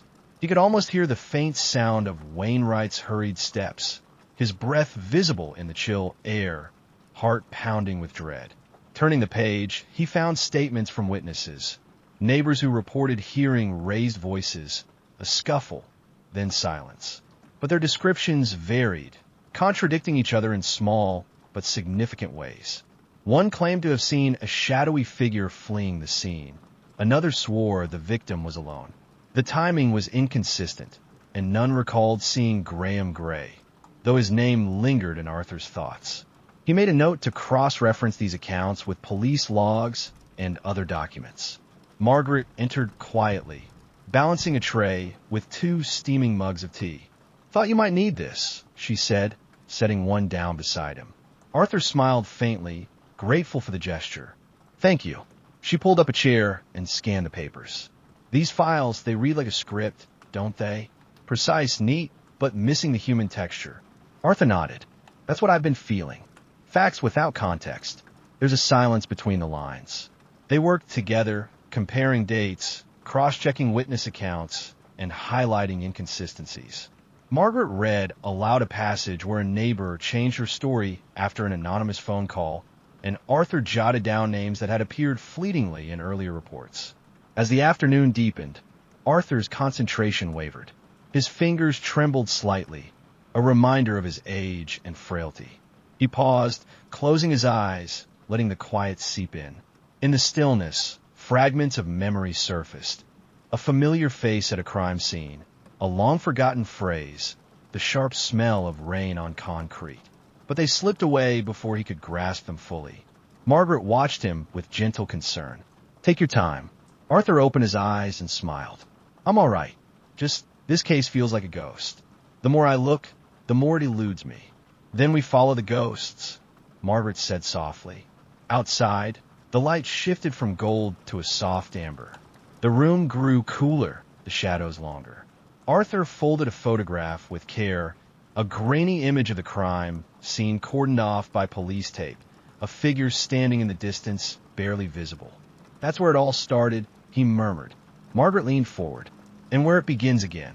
Before they left the library, Arthur pulled out an old notebook from his jacket, a relic from the early days of the investigation. The leather cover was cracked, the pages filled with his handwriting, sketches of the scene, and notes on suspects. He flipped through the pages, each word a doorway into a time when his mind was sharp and his purpose clear. One entry caught his eye. "Interview with Gray scheduled. Watch closely. There's something beneath the surface." Arthur closed the notebook gently, a flicker of resolve lighting his tired eyes. We need to find that interview tape, he said. It might hold the key. Margaret nodded. I'll reach out to Evelyn and see what she can uncover.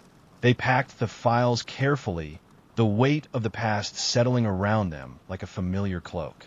As Arthur left the library, the cool evening air greeted him. The city beyond the care home was alive with distant sounds. Cars, laughter, footsteps, a world moving forward while he reached back into shadows. Walking slowly, leaning on his cane, Arthur allowed himself a quiet thought. The truth was still waiting. And this time, he wouldn't let it slip away. The next morning, Arthur arrived early at the care home's small reading room, where Margaret had already gathered more documents and a portable tape recorder Evelyn had sent over from her contacts. The afternoon sun filtered through the lace curtains, casting delicate patterns on the cluttered desk. Arthur carefully arranged the papers, each one a fragment of a story that stretched back decades. The morning's quiet was punctuated only by the soft rustle of paper and the occasional distant murmur of other residents. Margaret placed the tape recorder in the center of the table. We might finally hear what Gray was really like, she said, a note of anticipation in her voice. Arthur nodded, feeling a mix of apprehension and hope. He pressed play, and a faint hiss filled the room, followed by a voice, calm, measured, and icy with hidden menace. Mr. Wainwright, the recording began, you misunderstand the stakes here. This isn't just about business. It's about maintaining order. The voice was unmistakable, Graham Gray. Arthur's heart quickened. Gray's tone was cold but controlled, speaking in clipped sentences that hinted at power wielded behind closed doors. You need to reconsider your position. Compliance is non-negotiable. Disobedience will be met with consequences. Wainwright's voice came through next, tinged with fear and frustration. I trusted you. I thought we had an understanding. Gray's reply was curt. Trust is a luxury you cannot afford. The city must come first. Arthur leaned forward, absorbing every word, the weight of betrayal and menace palpable even decades later. The conversation went on, discussing contracts, threats veiled in bureaucratic language, and veiled warnings about those who do not toe the line. Margaret took notes steadily, her brow furrowed in concentration. As the tape wound to an end, Arthur sat back, the room heavy with unspoken truths. This confirms what we suspected, he said softly. Gray was orchestrating more than just business deals. He was controlling lives. Margaret looked up. But this is just one side. What about Wainwright's allies? Were there others trying to fight back? Arthur tapped the table thoughtfully. That's what we need to find out. The files hint at a few people, but the official investigation never followed those leads. Margaret pulled out a worn folder marked Unexplored Witnesses. Inside were testimonies that had been dismissed as unreliable, neighbors, employees, a security guard. Arthur scanned through a statement from a night guard at a warehouse near the park, mentioning suspicious activity around the time of the murder. The man described seeing a black car parked near the entrance, unfamiliar faces coming and going at odd hours. The report noted the guard's claims were unsubstantiated and contradicted by other evidence. But Arthur felt a spark of truth in the account. He looked up at Margaret. We need to find this guard. Margaret nodded. I'll see what I can find. The day passed slowly as they sifted through more files. Arthur's fingers trembled slightly as he turned the pages, his mind piecing together fragments of a puzzle long neglected. At one point, he paused over a photograph of Wainwright's office, a cluttered room with papers strewn across a mahogany desk, a half-empty whiskey glass catching the light. Arthur imagined the tension that must have filled that space, the confrontation between men with everything to lose. As the sun dipped low, Arthur felt exhaustion settling in.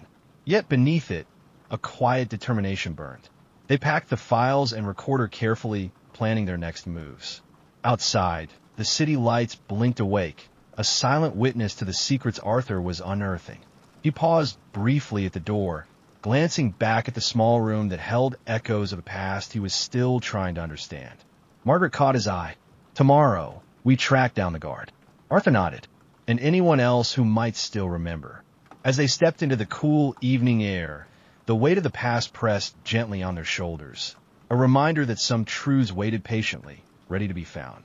The following day, Arthur and Margaret set out early, determined to follow the faint trails left in the dusty files. The care home was still quiet when they left, the sun just beginning to warm the city streets. Their first stop was the neighborhood near the warehouse where the night guard had worked, a rundown area with cracked sidewalks, flickering streetlights, and shuttered storefronts. The years had softened the edges of the place, but echoes of the past lingered in the peeling paint and rusted signs. Margaret pulled up a crumpled note from her coat pocket. The guard's name was Peter Lawson. I did some digging. He still lives nearby. They found a small house tucked behind an old laundromat. The garden was overgrown, the paint peeling from the doorframe. Arthur felt a pang of sympathy. This man's life had been quietly weathered by time and neglect. Margaret knocked firmly. After a long pause, the door creaked open, revealing a man in his 70s with tired eyes and a wary expression. "Peter Lawson?" Arthur asked gently. The man's eyes flickered with recognition. "Depends who's asking." Arthur showed his badge. Though faded and worn, it still carried weight. "I'm Arthur Keane. I investigated the Wainwright case many years ago. I need to ask you a few questions." Peter's gaze hardened, then softened. "I've been waiting a long time for someone to come back." They stepped inside. The house smelled faintly of tobacco and old wood. Photographs lined the mantelpiece, children grown, memories captured in sepia tones. Arthur took a seat, and Margaret joined beside him. "We've reviewed your statement from back then," Arthur began. "We believe there were things left unsaid, things that might help us now." Peter sighed deeply. "I was just a night guard, but that night, I saw things I wasn't supposed to see." He described the black car again, parked too long outside the warehouse, the men in suits moving with practiced precision. He spoke of muffled voices, a heated argument behind closed doors, and a sense that something terrible was about to happen. "I tried to report it," Peter said, his voice low, "but the higher-ups shut me down, said it was nothing, that I was imagining things." Arthur nodded slowly. "Did you ever see Gray?" Peter's eyes darkened. "No one saw him openly, but his shadow was everywhere. The men I saw, they answered to someone like him." They pressed Peter for more details. Names, faces, places. Memories stirred slowly, like embers beneath ash. "There was a man," Peter said finally. "Call Reed. He was the middleman, the one who made sure people kept quiet." Arthur's pulse quickened. "Reed." The name came up recently. Peter nodded. "You don't want to cross him. Not if you want to stay safe." Arthur felt the weight of the warning, but also the pull of the truth. Before they left, Peter handed them a folded envelope. "Found this in my things. Never used it. Thought you should have it." Inside were old photos and a faded business card, plain, unmarked except for the word Reed scrawled in sharp letters. Back in the car, Arthur studied the card, feeling a chill. The past was creeping closer, bringing its shadows and dangers. That evening, back at the care home, Arthur and Margaret laid out all they had collected. The tape recordings, files, photographs, and Peter's testimony. They began to connect dots. The timing of suspicious meetings, the network of silent threats, the names whispered in fear. Margaret glanced at Arthur. "This is more than a cold case. It's a map of corruption and fear." Arthur nodded. "And it's personal now." As the night deepened, Arthur sat quietly, staring out the window at the city's glowing skyline. Somewhere in that vast web of light and shadow was the truth, waiting, watching. He felt the familiar pull, the detective inside him stirring from a long sleep. Tomorrow, they would follow the next lead. There was no turning back now. Chapter 7, The Shadow of Reed. The early morning fog clung stubbornly to the streets as Arthur and Margaret made their way through the city's industrial district, the air crisp with the chill of dawn. The neighborhood bore the scars of time, rusted iron gates, crumbling brick walls, and cracked sidewalks littered with the remnants of forgotten deals and lost dreams. It was the kind of place where whispers traveled fast and secrets were traded like currency. Arthur's cane tapped a steady rhythm on the pavement as they approached a modest office building, its gray facade mottled with peeling paint and faded graffiti. The nameplate beside the door read simply R Enterprises, a perfect hiding spot for a man like Reed. The stark simplicity was unsettling. Margaret glanced at the card again. The faded piece of paper was their only lead, the name Reed scrawled in sharp, hurried letters. Whoever he wasn't the type to leave an obvious trail. But now that they were here, Arthur felt a surge of determination that belied his years. "Are you ready for this?" Margaret asked quietly. Arthur nodded. "We have to be." His voice was firm, leaving no room for doubt. They pushed open the creaking door and stepped inside. The interior was surprisingly clean, if sparse. A single desk, a filing cabinet, and a blinking fluorescent light overhead casting a cold glow. The faint scent of stale coffee mingled with dust. Suddenly, a voice came from the back of the room. "Can I help you?" It was flat, devoid of warmth. A man emerged from the shadows, mid-40s, sharp features, eyes that missed nothing. He carried an air of quiet authority, but beneath it lay something darker, something shaped by years of navigating dangerous waters. A quiet predator. "Mr. Reed?" Arthur asked, steady despite the pounding of his heart. The man's lips curved into a faint smile. "Depends who's asking." His eyes, however, remained cold, assessing. Arthur produced his old police badge, worn but still recognizable. "Arthur Keane. I was the lead investigator on the Wainwright case. This is Margaret, my assistant." Reed's gaze flickered between them. "I've heard of you. You're stirring up old ghosts." His tone was almost mocking. Arthur met his eyes. "That's why we're here. We need answers." Reed sighed and gestured toward a chair. "Sit. But be warned, some truths come with a price." Margaret sat, watching him carefully. "We're prepared to pay it." Her voice held no tremor. Reed leaned back, steepling his fingers. Charles Wainwright was a man who overestimated his control. He thought he could navigate the city's undercurrents without getting caught in the undertow. He was wrong. His words were clipped, precise, like a surgeon describing a failed operation. Arthur felt a chill. "Who killed him?" Reed's eyes darkened. "I didn't, but I know who ordered it." "Then tell us." Arthur pressed. His voice was urgent, tight. Reed's voice dropped to a whisper. "You want names? You want the whole story?" Arthur nodded. His gaze was unyielding. Reed's expression grew grim. Wainwright was tangled in something much bigger than a simple business dispute. The city's elite have long maintained a balance, a fragile truce enforced by shadows like me. When he threatened that balance, he became expendable. The cold logic was horrifying. Margaret's brow furrowed. "What balance?" Her voice was sharp. "The unspoken agreements that keep chaos at bay. Control through fear and silence." Wainwright's defiance risked unraveling it all. And chaos, in this city, is bad for business. Arthur's mind raced. And Gray, he was the enforcer, the one who made sure threats were dealt with quickly and quietly. "Why didn't you stop it?" Margaret asked. Reed shrugged. "Because I was part of the system. I kept the wheels turning. Wainwright was a liability to all of us." A chilling admission of complicity. A tense silence settled.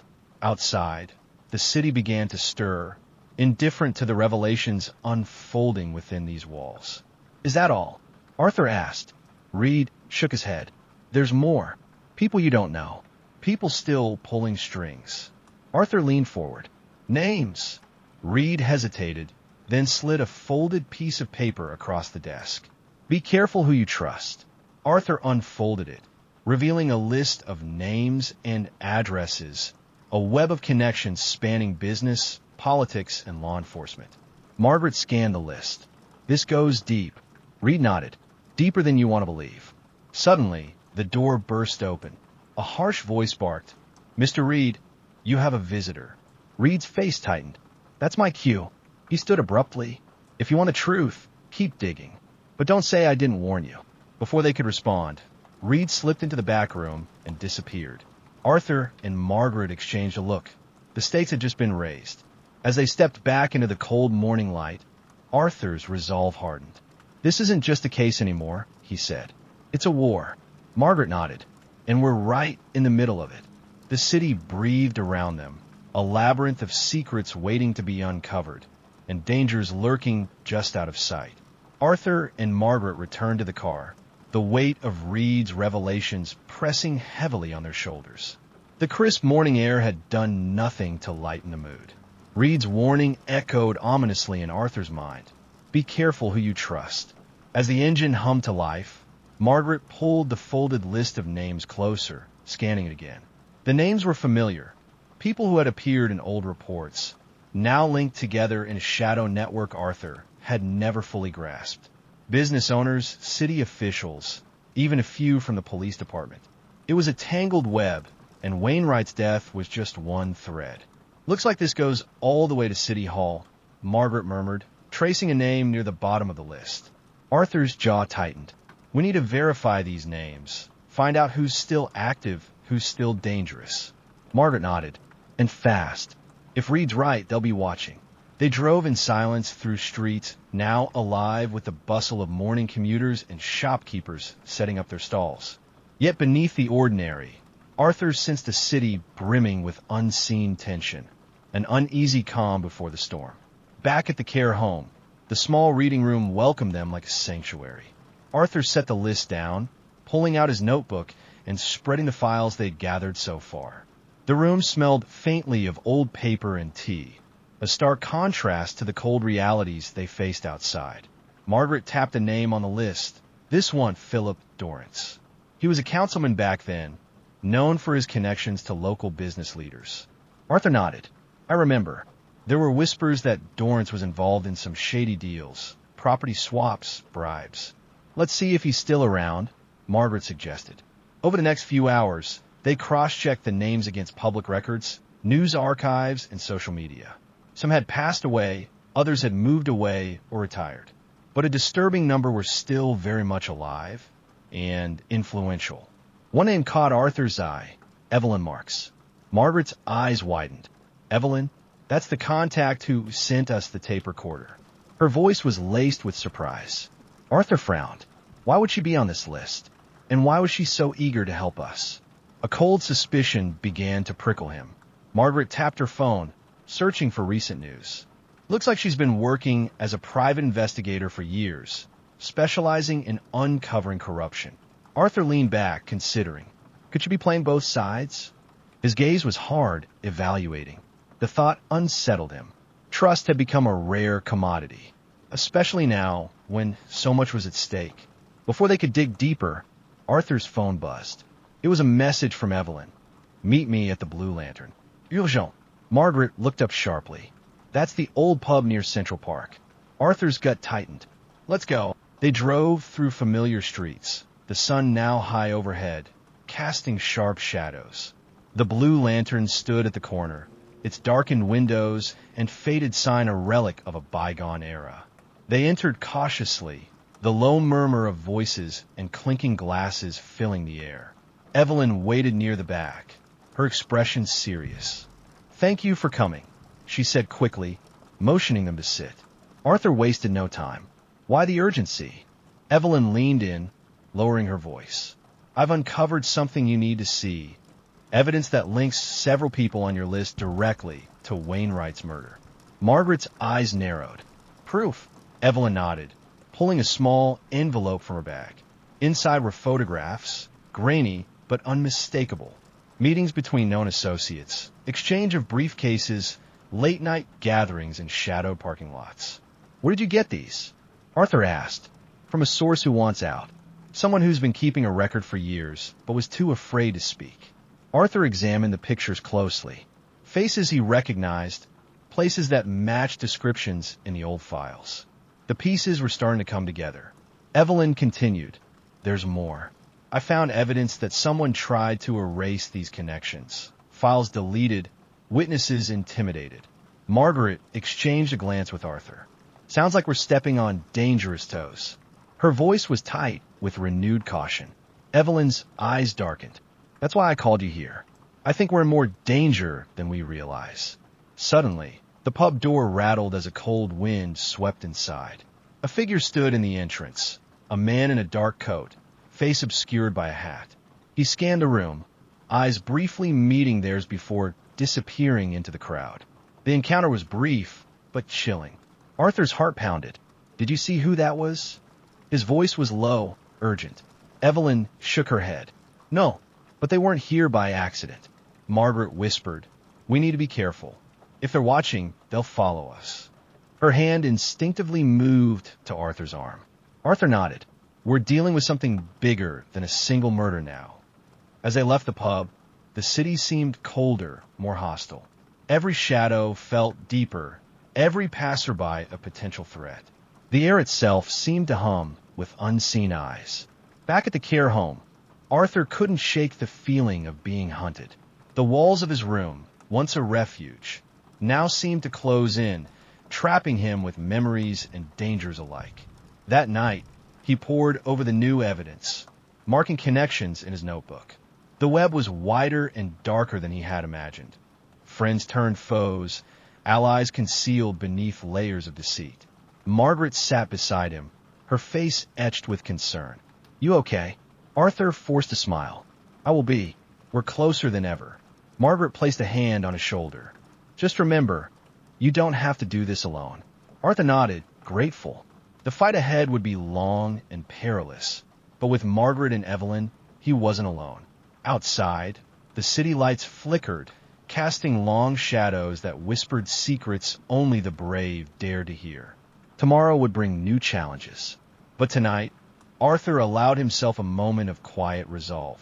The truth was within reach, and he would see it brought to light no matter the cost. The next morning dawned gray and heavy, the sky pressing low over the city as if warning of the storm to come. Arthur awoke early, the weight of the previous day's discoveries heavy on his mind. The envelope Evelyn had given them felt like a ticking clock, each photograph a silent indictment of powerful people hiding behind layers of influence and fear. Margaret arrived with a fresh pot of tea and a stack of newspapers. I pulled some recent reports on those names, she said, spreading them across the small table. There are gaps, missing stories. It looks like someone's been rewriting history. Arthur frowned, tracing the lines of an article erased mid-print. The missing paragraphs a void where truth once lived. Cover-ups, he muttered. Always cover-ups. Margaret handed him a file marked Reed. I did some digging on him. The middleman. Turns out Reed was a fixer, someone who cleaned up messes, made problems disappear quietly. No one saw him directly, but his influence was everywhere. Arthur's fingers brushed over the business card again. If Reed's still alive, he's dangerous. More than that, Margaret said. He's a ghost, moving unseen, pulling strings from the shadows. The thought chilled Arthur. In all his years chasing criminals, the most dangerous were the invisible ones, the ghosts who manipulated events without leaving a trace. Their next step was clear: find Reed. But where? Margaret had managed to locate an old warehouse district on the city's outskirts, the kind of place Reed would use for meetings, away from prying eyes. They planned to visit the area, hoping to find a lead. Arthur packed a small bag with the files and photographs, his hand steady despite the tremor in his fingers. Margaret checked her phone for contacts Evelyn might have sent. We have to be careful, Arthur said. If Reed knows we're looking, he won't hesitate. Margaret nodded. We stick together. The drive to the warehouse district was slow and cautious. The neighborhood was deserted except for the occasional flicker of movement.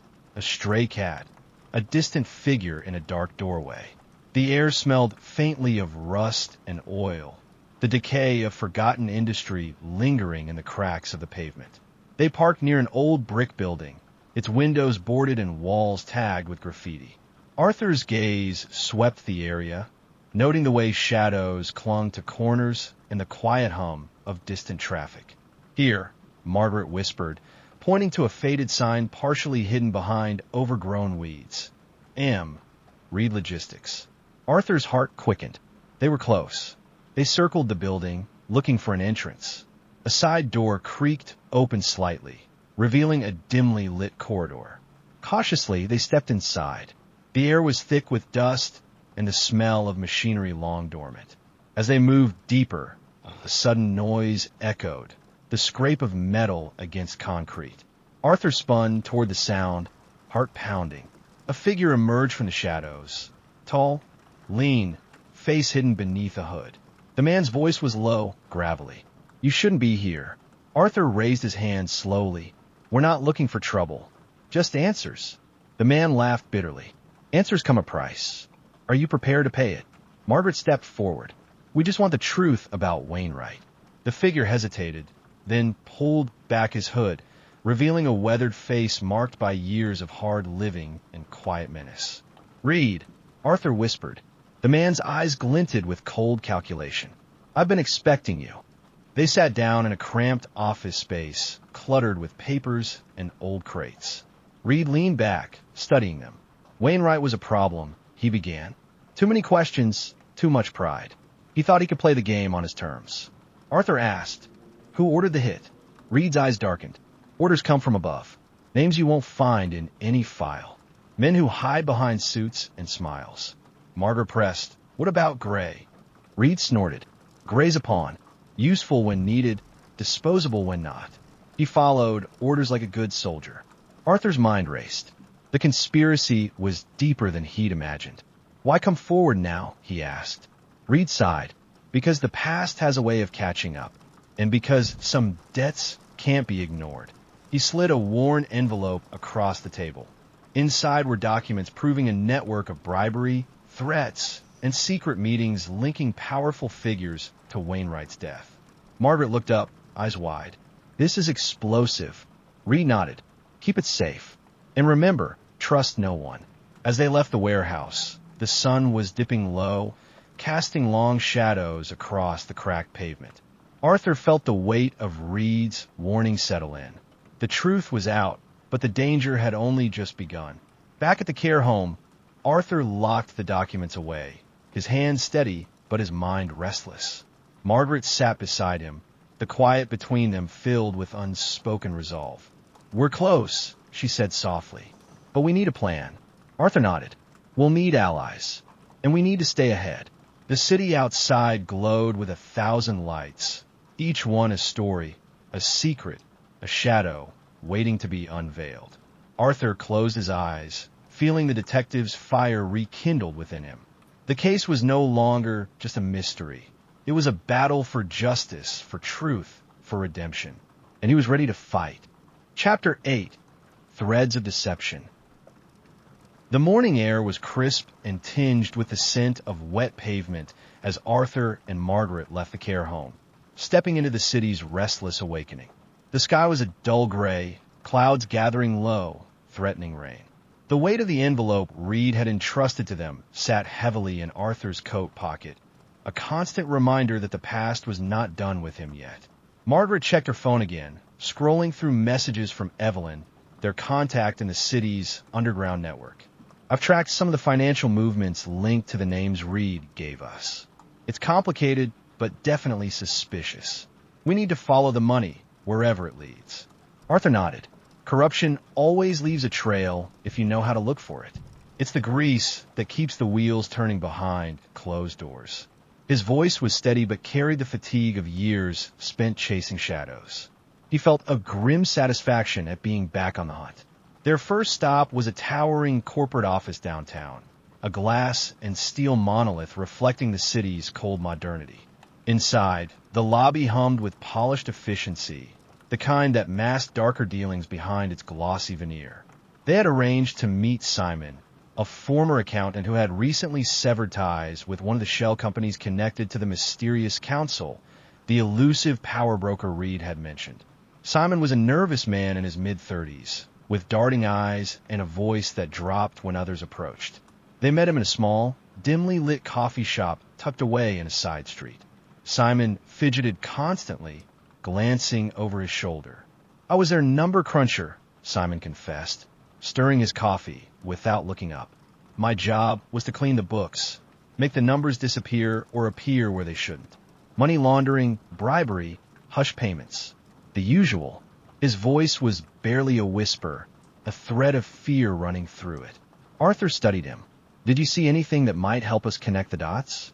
Names, transactions. Simon swallowed hard. The Council. That's the name I heard most. They're a secret group controlling everything. Politicians, cops, businesses. No one knows who they really are. They operate through layers of middlemen. His eyes darted, as if the very mention of the name could summon them. Margaret frowned. And Reed is one of those middlemen. Simon nodded. Exactly. Reed's the guy who makes sure the orders get carried out. If Wainwright tried to expose them, Reed and his people made sure he was silenced. Arthur's jaw tightened. Did you manage to get any proof? Simon's hands trembled slightly as he reached into his jacket pocket and pulled out a small, encrypted hard drive. I stole this before I left. It's locked tight, but it holds everything. Emails, transaction records, threats, the full picture. Margaret's eyes gleamed with determination. We can crack this. I know a few people. They left the coffee shop with new purpose. Outside, the city pulsed around them, indifferent to their mission. The deeper they delved, the more dangerous it became. Arthur's mind flickered to the countless times he had seen the innocent crushed by those who wielded power with impunity. Back at the care home's small reading room, Arthur spread the files on the table, the city lights twinkling faintly beyond the window. Margaret set up her laptop, connecting the hard drive to the screen. Hours passed in a haze of data, the silence punctuated by the steady tapping of keys. Margaret's face was a mask of concentration as she worked to decrypt the drive's contents. Arthur's thoughts drifted. Reed's warning echoed in his mind. Trust no one. In this tangled web, every ally could be a foe, and every truth masked a lie. Suddenly, Margaret's eyes lit up. I'm in. Arthur leaned over, peering at the screen. Files, emails, payment logs, threats. A digital dossier of corruption laid bare. Margaret scrolled through the data. This is everything Wainwright suspected. Contracts signed under false names, hush money paid to officials, even hints at rig investigations. Arthur exhaled, the weight in his chest easing slightly. Now, it's a matter of bringing this to the light. But we have to be careful. Margaret nodded. This kind of exposure makes powerful enemies. As they planned their next move, neither noticed the dark figure across the street, hidden beneath a dripping awning, watching through rain-streaked glass. Silent, patient, waiting for the right moment to strike. The city's underbelly was alive once more. The game was far from over. The rain began as a light drizzle, tapping softly against the care home's window pane as Arthur and Margaret pored over the decrypted files. The air was thick with anticipation and the faint scent of old books mixed with fresh paper. Margaret clicked through emails, financial statements, and cryptic memos hidden within the hard drive's layers. Each document was a piece of a puzzle, the city's corruption sprawling wider and deeper than Arthur had imagined. Look at this, Margaret said, pointing to a thread of messages between Reed and an unknown recipient labeled only as S. They're coordinating payments to several city officials and law enforcement contacts. These bribes kept investigations from going anywhere. Arthur leaned in, eyes narrowing. Who's S? That's the key. Margaret scrolled further, finding a list of names marked for discretionary payments. Some were recognizable faces, a city councilman, a police lieutenant, and the owner of a local security firm. All of them connected to the ongoing suppression of dissent and the silencing of witnesses. Reed's network is vast, Arthur murmured. If Wainwright tried to fight this, it's no surprise he ended up dead. Suddenly, a soft knock at the door startled them. Arthur reached slowly for his cane, heart rate quickening. Margaret peered toward the entrance, but the hallway was empty. They exchanged a wary glance. Someone's watching us, Arthur whispered. Margaret nodded. We need to be cautious. This isn't just a case anymore. It's a war. They resumed their work, urgency mounting. Arthur pulled out the notebook from the Wainwright investigation, flipping to pages filled with marginal notes and cryptic remarks. This old case file, he said, hints at a figure who appeared frequently but was never named in the official reports. A fixer known only as the broker. No one knew who he really was. Margaret raised an eyebrow. Could the broker be S? Arthur nodded slowly. It fits. Someone pulling strings behind the scenes, keeping the wheels greased and the truth buried.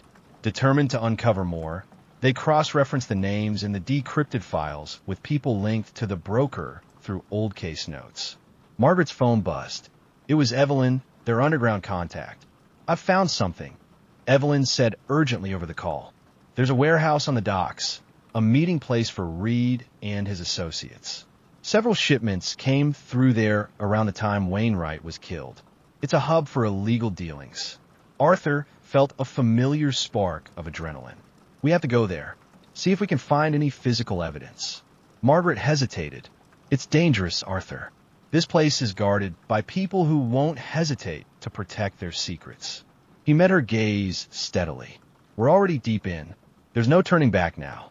That evening, under the cover of darkness, they made their way toward the docks. The streets were slick with rain, neon signs flickering in the wet night. The city felt alive with a restless, dangerous energy. They parked a few blocks away, moving cautiously, shadows among shadows. The warehouse loomed ahead, a hulking, derelict structure, its windows boarded up, but the faint glow of lights and muffled voices filtered through cracks. Margaret pulled a small flashlight from her bag. We'll have to be careful. Watch for guards and cameras. Her voice was tight with adrenaline. Arthur adjusted his coat, steady despite the chill and the weight of years pressing on him. He felt a surge of his old self, the thrill of the hunt overriding the aches in his joints.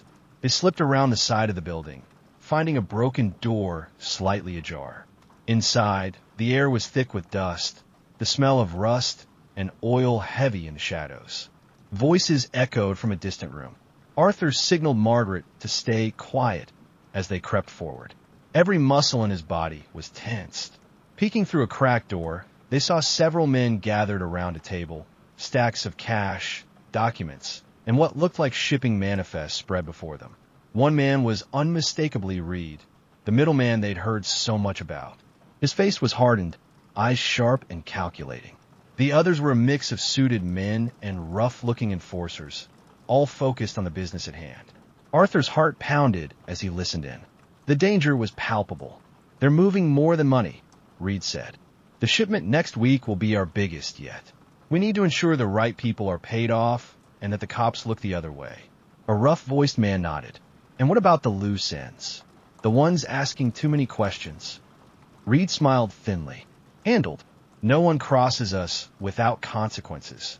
His words were chillingly casual. Margaret discreetly took photos with her phone, her hand steady despite the tension. Arthur caught a glimpse of a crate marked with a familiar shipping company, one tied to Wainwright's failed deals. Suddenly, a floorboard creaked beneath them. A sharp, undeniable sound. Heads snapped toward their hiding spot. Who's there? A voice barked. Arthur grabbed Margaret's arm. Run. His voice was urgent, raw. They darted back the way they came, footsteps pounding behind them. Arthur's legs ached, but adrenaline spurred him on.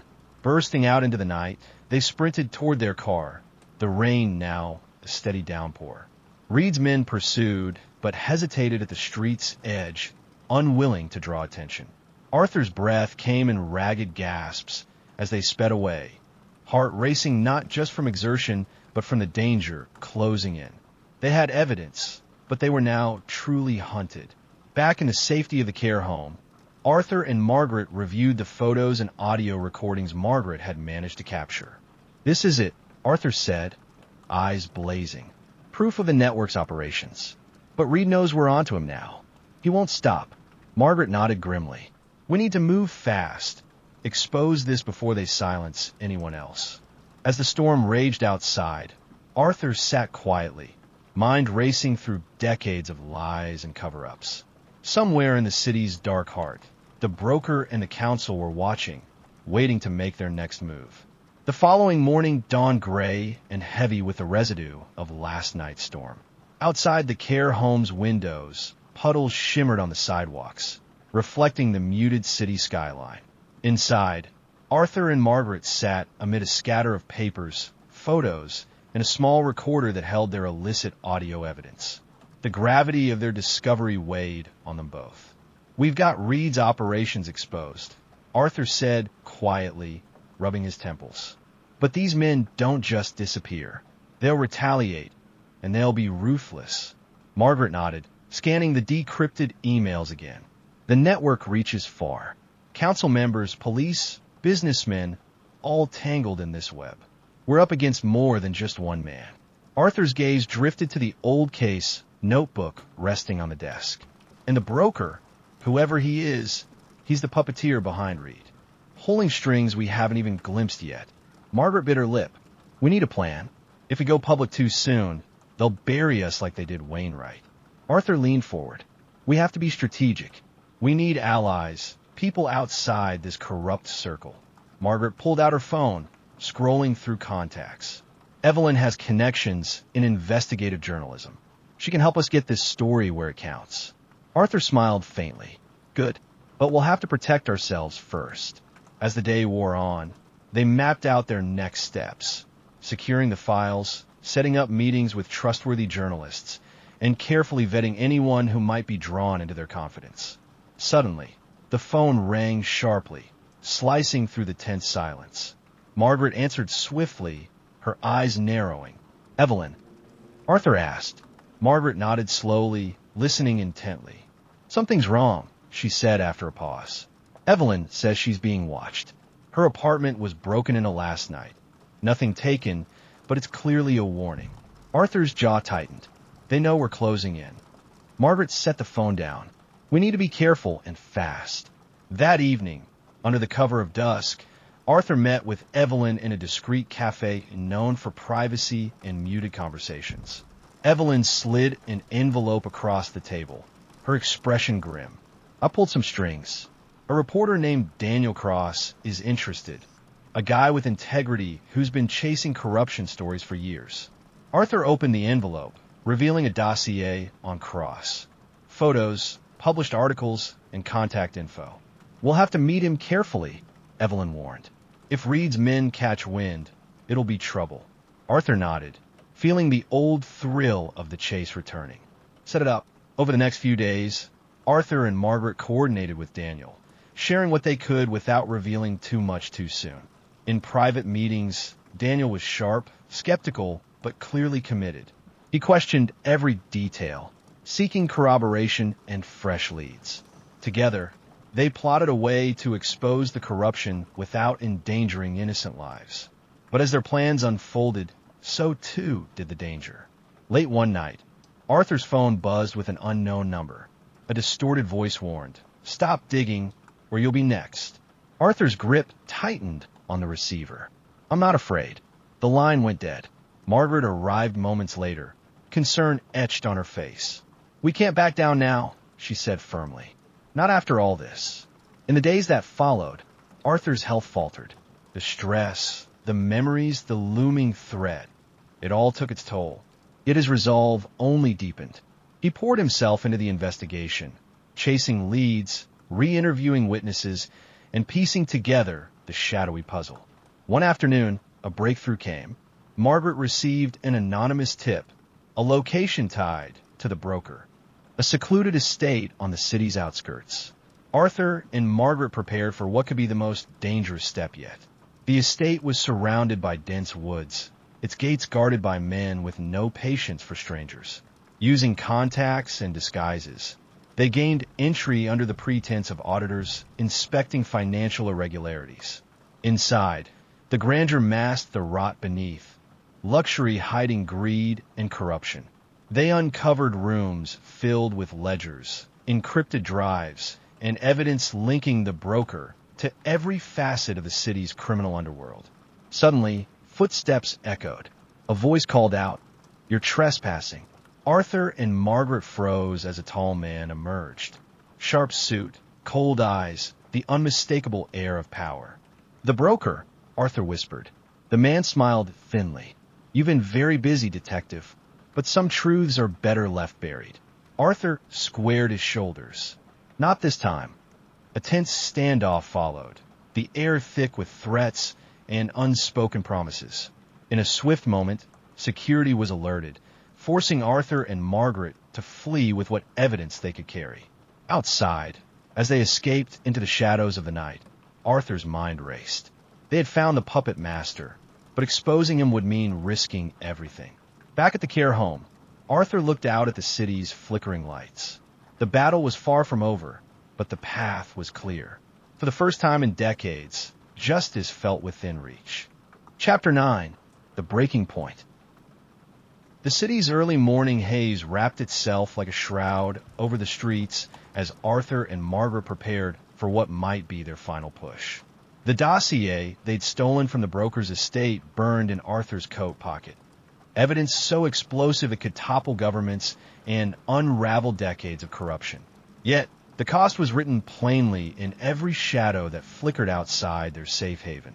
Margaret paced the cramped room in the care home, the glow of her laptop illuminating tired lines on her face. "We have everything we need to bring them down," she said, voice steady but low. "The names, the dates, the transactions, but if we go public, there's no turning back." Arthur stood by the window, Kane resting against the sill. He traced the city skyline with a hard gaze. The same skyline he'd chased criminals across for most of his life, now seeming a battleground for ghosts and power. "I've been around long enough to know that when you pull at a thread like this, the whole fabric can come undone. And sometimes the thread fights back."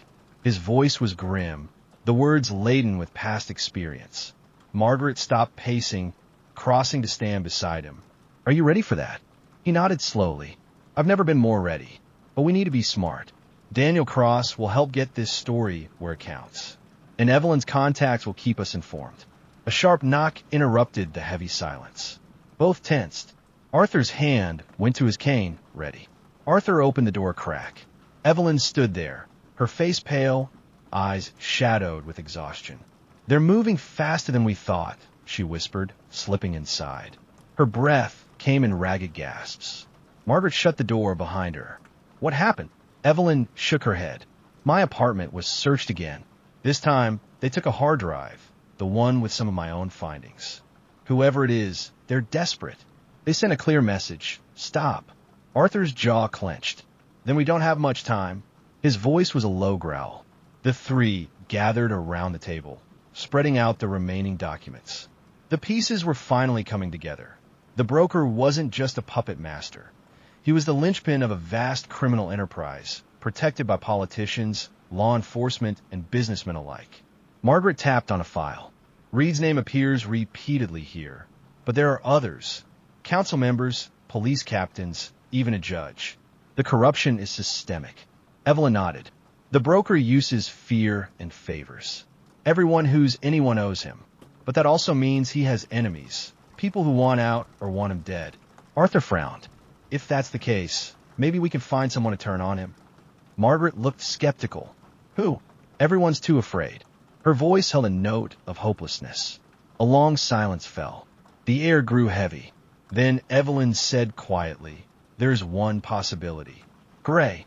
Arthur's eyes flickered. "Gray? The enforcer?" The name tasted like ash in his mouth.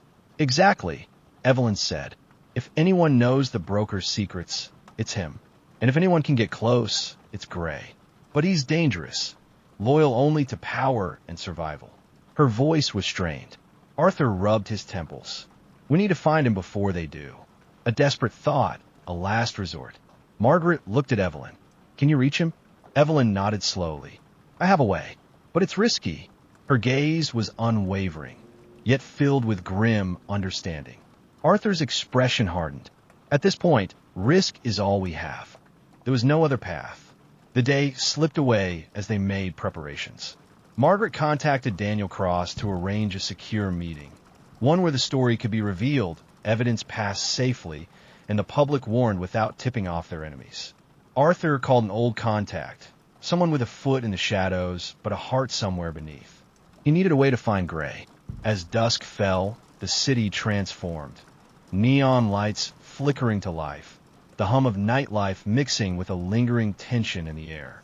Arthur, Margaret, and Evelyn moved carefully through alleys and side streets, each step measured against the threat pressing close. Finally, they arrived at a rundown bar on the edge of the docks.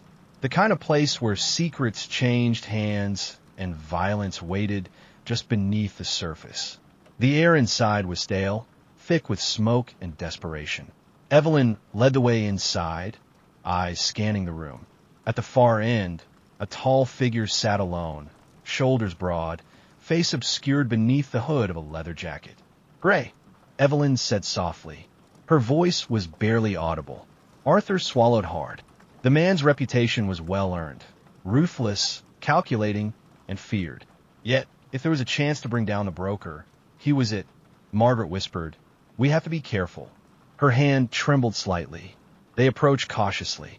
The room's noise dimmed as Gray's eyes lifted, sharp and cold. Recognition flickered. "Reed's little messengers," he said, voice low and rough. A sneer played on his lips. Arthur met his gaze. "We need your help.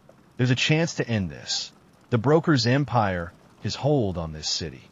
His voice, despite his inner turmoil, was firm. Gray laughed, a dry, humorless sound. "And it? You don't know what you're asking." His eyes glinted with dark amusement. Evelyn stepped forward. "Wainwright was a victim. So are we all if this keeps going." Gray's eyes narrowed. "You want out? There's no out without blood." The words were a brutal warning. Arthur's hands clenched into fists. "We're ready to pay that price." His voice was raw with conviction. The room seemed to hold its breath. The few patrons present had gone quiet, sensing the stakes. Gray leaned back slowly, studying them as if weighing their souls. His silence was deafening. Finally, he said, "Meet me here tomorrow night. If you're still standing, maybe there's a way." As they left the bar, a cold wind bit through their coats. Danger was closing in, but hope, fragile and flickering, still burned. Arthur looked at Margaret. "Tomorrow night will change everything." Margaret nodded, steeling herself. "Or it'll be the end." The city around them pulsed with unseen threats. But for the first time in a long while, Arthur felt the fire of justice blazing within, a fire that no shadow could extinguish. The hours that followed were thick with uneasy anticipation.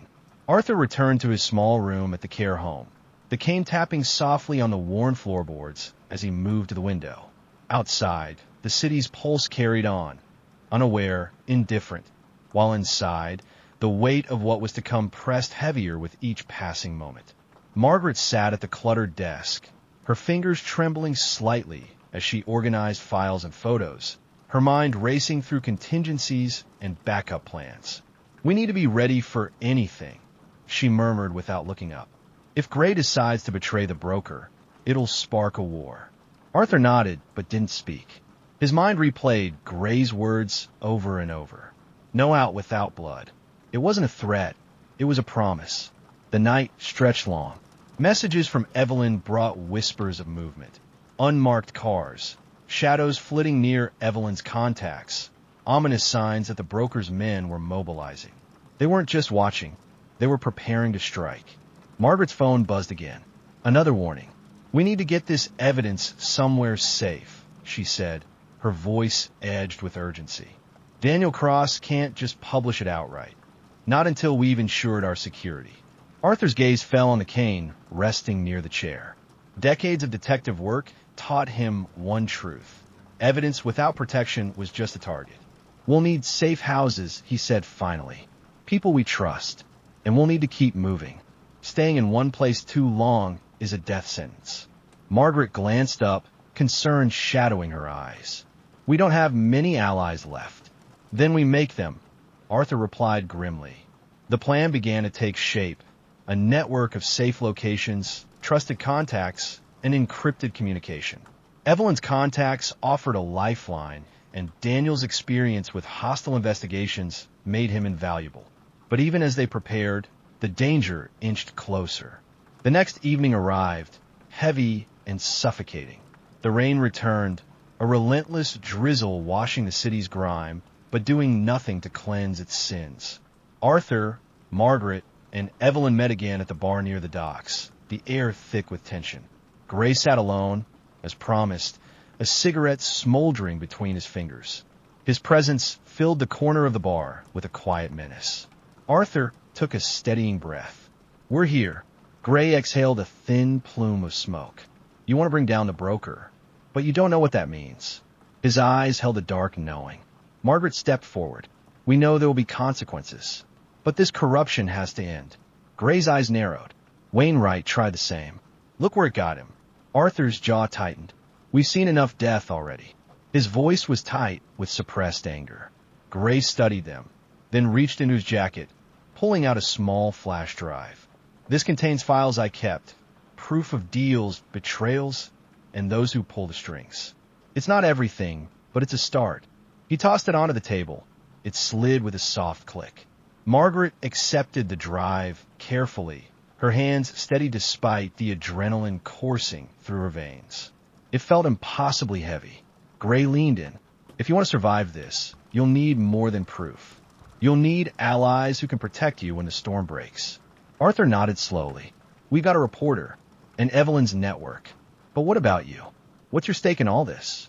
Gray's face hardened. I've lived in the shadows for years. The broker controls everything I touch. We're used to. I'm done being a pawn. It's time someone else bled. The room seemed to grow colder. Evelyn asked cautiously, what happens now? Gray flicked the ash from a cigarette. Now we set the trap. We make them believe they still hold the power. We feed them false leads, stir paranoia. And then, when they least expect it, Arthur's heart hammered. We strike. Gray nodded. Exactly.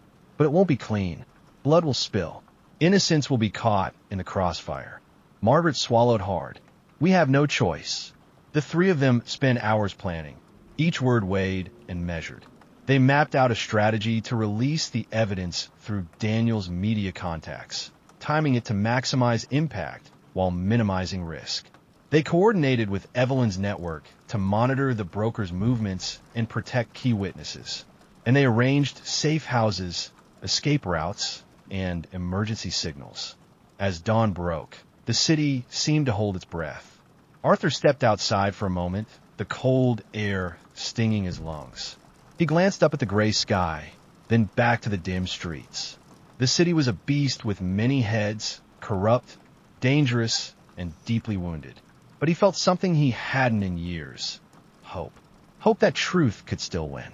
That justice wasn't just a dream for old men and forgotten cases. Margaret joined him, her face tired but resolute.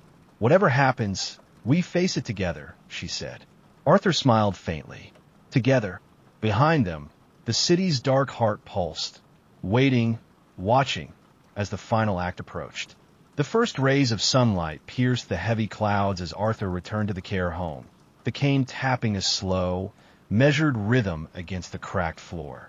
Despite the fragile dawn, the weight of the night's planning lingered like a shadow in his chest. Margaret was already there, her eyes scanning the encrypted files on her laptop. Evelyn had sent new messages overnight, snippets of surveillance footage, intercepted calls, and quiet alerts that the broker's network was tightening its grip. We've stirred the hornet's nest, Margaret said without looking up. Arthur nodded. And now we wait. But waiting felt like a luxury they could ill afford. Every moment they lingered, the threat grew sharper, a blade hovering just above their heads. The flash drive Gray had handed over was a trove of secrets. Arthur spent the morning sifting through it, piece by piece.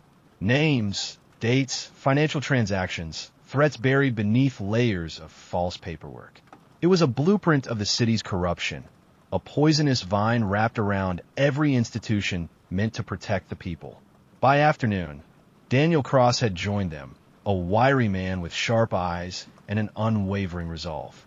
Over coffee in a quiet cafe, Daniel laid out his plan for releasing the information, a staggered expose timed carefully to keep the broker's network off balance. We hit them where it hurts, Daniel explained. Expose one link at a time. Give the public and the authorities no choice but to act. Arthur appreciated the logic, but he also knew the risks. The broker's men wouldn't sit idly by. Retaliation was inevitable, violent, brutal, and swift. Evelyn joined them shortly after, her face pale but determined.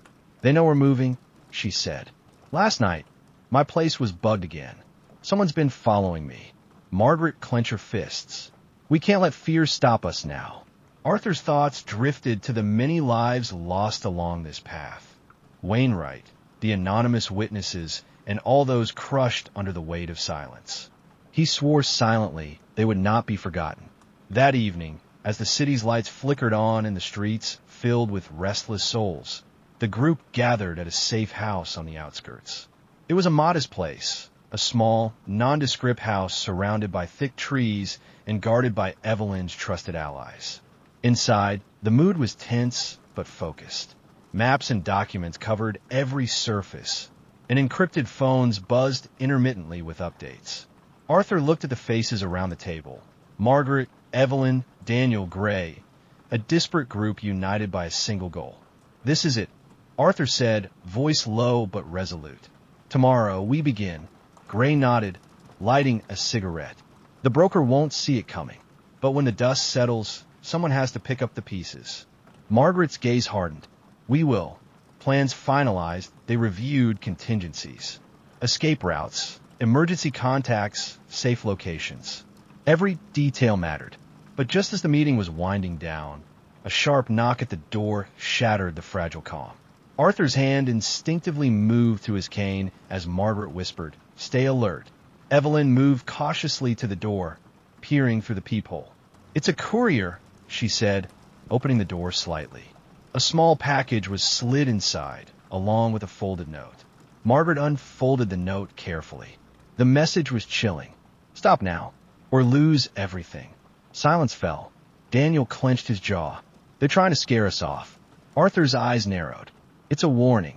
Evelyn's voice was steady. "It means we're close." The night passed in uneasy silence.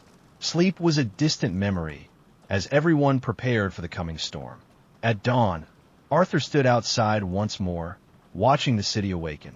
He thought of Wainwright, a man who had dared to challenge the darkness and paid the ultimate price. But now, Arthur was no longer alone. They had the evidence, the allies, and the fire to see justice done. The battle was far from over. The broker's network was powerful, ruthless, and deeply entrenched. But for the first time, the shadows trembled.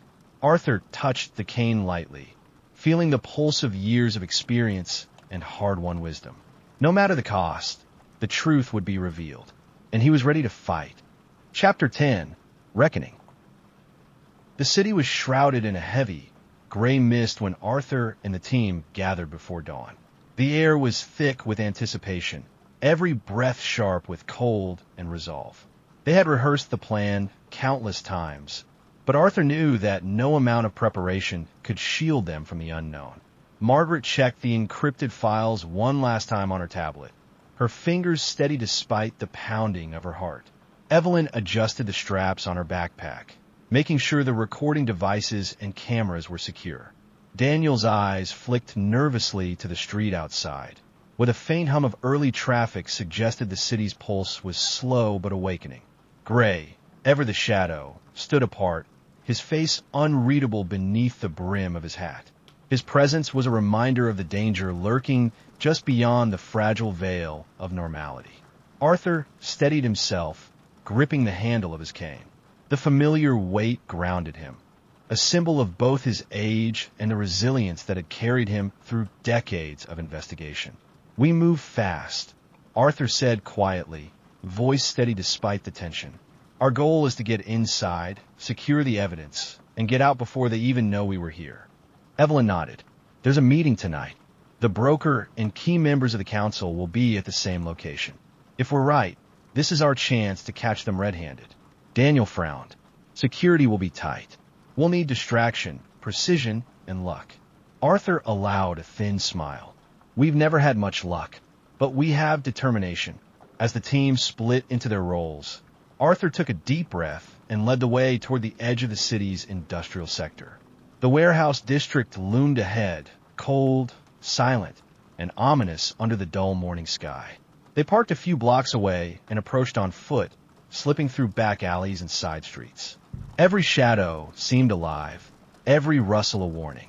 Arthur's aged legs ached, but the adrenaline surged, urging him onward. Margaret's phone buzzed quietly. A message from Evelyn with updated floor plans and security details. Arthur studied the screen, noting the locations of cameras, guard posts, and emergency exits. "We'll enter through the south dock," Margaret whispered. "It's less guarded, but we need to be quick." Her voice was a tight whisper.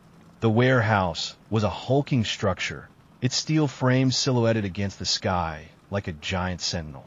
The scent of oil and rust filled the air as they crept closer. Arthur's cane clicked softly on the concrete, a metronome counting down the moments until confrontation. Inside, The atmosphere was thick with tension. Men in dark suits moved with purpose, voices low and guarded. Stacks of crates marked with shipping company logos hinted at illicit cargo hidden beneath legitimate business. Evelyn's camera was discreetly aimed, capturing every detail. Daniel moved silently, eyes sharp, noting exits and guard rotations. Suddenly, a voice crackled over a radio nearby. All units, perimeter secure, awaiting further instructions. Arthur froze. The broker's men were alert. The air crackled with danger. They moved quickly to a concealed stairwell leading to the upper offices, where the meeting was to be held. The stairwell was narrow, dimly lit, and smelled of damp concrete. Every step echoed ominously. At the top, the door to the conference room stood closed, a barrier between them and the heart of the corruption. Arthur glanced at Margaret. On three. His gaze was resolute. They pushed the door open. A stale, metallic scent, like old money and unspoken threats, hit Arthur first, mingling with the faint, persistent hum of an overworked air conditioning unit. Inside, the room was bathed in cold, unforgiving fluorescent light that glinted off the highly polished mahogany table. Around it sat a dozen figures, suited men and women, their expressions varying from defiance to stark surprise, faces familiar from the files and photographs. At the head of the table was the broker himself, tall, impeccably dressed, his eyes like chips of ice, cold and calculating. He looked up, a slow smile spreading across his face. "Detective Keane," he said smoothly, his voice unervingly calm in the charged air. "I wondered when you'd arrive." The calm in his voice was more unsettling than any shout. Arthur stepped forward, voice steady but fierce. "The city deserves to know the truth. Your reign ends tonight." The broker's smile faded. "You think you can topple a system built over decades? You're naive." His tone dripped with contempt. Suddenly, the room's large screen flickered to life. Live footage from hidden cameras showing Arthur, Margaret, Evelyn, and Daniel entering the building. A cruel twist designed to unnerve. The broker's men surged toward the doors. Arthur's heart hammered, but he forced himself to remain calm. His instinct screamed, but his resolve held.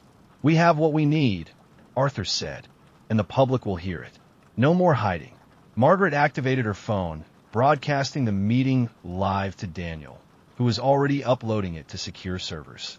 Her fingers flew across the screen, a silent act of defiance. Chaos erupted as guards rushed in, but Arthur and his team moved with practiced precision, ducking behind furniture and barricading doors. The broker's voice boomed over the commotion. "You've lost before you began." Arthur met his gaze. "No, tonight we fight for justice." His voice, though tired, rang with unyielding power. The fight was brutal but brief. Evelyn's quick thinking and Daniel's contacts ensured reinforcements were on the way. As police sirens wailed in the distance, the broker and his counsel found themselves cornered, their empire unraveling before their eyes. Arthur's breath came heavy, but his eyes shone with triumph. The city's shadows were still long, but the dawn was breaking. The storm outside had passed, but inside the warehouse, the tension remained electric. Arthur, Margaret, Evelyn, and Daniel huddled in a small, dimly lit corner of the conference room, the door barricaded by overturned chairs and metal crates. Their breaths came in sharp, controlled bursts, minds racing through every possibility, every contingency. The battle was far from over. Outside, the sounds of footsteps and shouted orders echoed down the long corridors. The broker's men were organized, ruthless, and still determined to maintain their grip on the city's underbelly. Yet, the team had something they didn't: the truth and proof. Daniel checked his phone again, eyes flickering with anxiety. "The live stream is holding steady. We've got journalists, activists, even some independent news outlets watching right now." His voice was a strained whisper of triumph. Margaret nodded. "Public pressure will buy us time, at least until the authorities arrive." Arthur's gaze hardened. "Good, but we can't rely on that alone. The broker's network runs deep. We need to force a confession, something undeniable." Evelyn was already setting up a small microphone connected to the live feed. If we can get the broker to admit everything, in his own words, the city won't be able to ignore it. Her fingers moved with precise urgency. Suddenly, the door rattled with a heavy pounding. Voices shouted commands, threats and warnings delivered with cold precision. The enforcers wanted in. Arthur tightened his grip on the cane. "We don't have long." His knuckles were white. The door burst open, and a squad of men in tactical gear flooded the room. They froze for a moment, surprised to find their targets barricaded, but quickly regrouped. The broker stepped forward, his face a mask of controlled fury. "Enough games." His voice was a low snarl. Arthur raised his voice, steady and clear. "We have evidence of your crimes, bribery, extortion, even murder. The city's leaders owe their seats to your corruption." The broker smiled thinly. "Do you think the people who pay the bills will listen to you? You're nothing but a relic chasing ghosts." His contempt was palpable, a final attempt to dismiss Arthur. Arthur met his gaze without flinching. "I'm a relic with a cause, and tonight that cause wins." His voice, though hoarse, carried absolute conviction. Margaret switched on a microphone, the voice streaming live for all the world to hear. A small red light blinked on the device. The broker's eyes narrowed, and for the first time, a flicker of doubt crossed his face. He glanced at his men, who hesitated, sensing the shift in power. "Fine," the broker said with a bitter laugh. "If it's a confession you want, I'll give you one." His voice was laced with a chilling arrogance, as if even now, he believed he controlled the narrative. He sat slowly, the leather of his chair creaking faintly under his weight, folding his hands on the table. "Yes, I am the broker. Yes, I control the council. We've kept this city in line, made the difficult decisions. Sacrifices had to be made. Wainwright was a threat to that order, his words echoing with a chilling lack of remorse in the suddenly quiet room. The casual evil of his admission sent a shiver through Arthur. Arthur leaned forward. "You ordered his death." The broker's expression darkened. He was disloyal, greedy, reckless. His ambition threatened the balance. "Balance?" Arthur repeated, incredulous. "You call murder and corruption balance?" His voice was sharp with disgust. "It's control," the broker insisted. "Without it, this city would crumble." Evelyn kept filming, capturing every word. Her hand was steady, but her jaw was tight. The room's atmosphere grew heavier as the broker's confession continued, revealing layers of deceit, intimidation, and conspiracy that reached into every corner of the city's government and law enforcement. As the confession ended, the sound of sirens grew louder outside, followed by the unmistakable clatter of boots. The police had arrived. The cavalry, finally. The broker's men lowered their weapons, faces falling as officers streamed in to arrest them. Arthur exhaled deeply, relief washing over him despite the exhaustion that gripped his body. The weight of decades seemed to lift. Margaret allowed herself a small smile. "We did it." Her eyes were bright with unshed tears. Daniel nodded, already arranging interviews and sharing the footage. Evelyn packed up the equipment, her eyes bright with satisfaction. "The city's going to change. We've given people hope." Arthur watched as the officers led the broker and his counsel away in handcuffs. Years of silence and fear were finally breaking. Amidst the commotion, Gray, true to his nature, had already melted back into the shifting shadows, a ghost once more, his debt perhaps settled, his future uncertain. But even in victory, Arthur knew this was only the beginning. The system was vast, and those who benefited from it wouldn't go down without a fight. He turned to Margaret. "We'll need to stay vigilant. This fight isn't over." Margaret nodded. "But for tonight, we've won a battle." The dawn light filtered through the grimy warehouse windows, illuminating the weary faces of the team.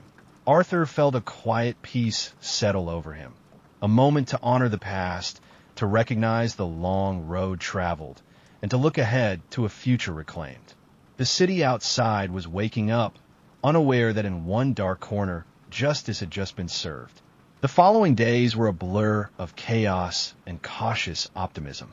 News of the broker's confession and the subsequent arrest swept through the city like a cleansing storm, exposing decades of corruption and forcing long-buried secrets into the harsh light of day. Arthur watched it all from the quiet safety of the care home, the weight of years lifting just enough to let him breathe. Margaret sat beside him, her face a mixture of relief and fatigue. "It's hard to believe it's really happening," she said softly. "The city's waking up." Arthur nodded slowly. For the first time in a long time, it feels like justice might actually prevail. Daniel's articles had gone viral, the public demand for change growing louder by the hour. Evelyn's underground network spread the footage far and wide, igniting protests and calls for sweeping reform. The city's elite scrambled to distance themselves, but the evidence was too damning, the proof too clear. Yet beneath the surface, Arthur sensed the fight was far from over. In the quiet moments, the old detective's instincts whispered warnings. The broker's fall was monumental, but systems don't crumble overnight.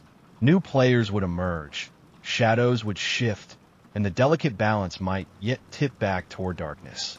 Arthur looked out the window, the city sprawling beneath the fading twilight. "This isn't the end," he said quietly. Margaret met his gaze. "No, but it's a beginning." Days later, Arthur and Margaret received a visit from an unexpected ally, a young woman named Lila, a rising star in the city's anti-corruption task force.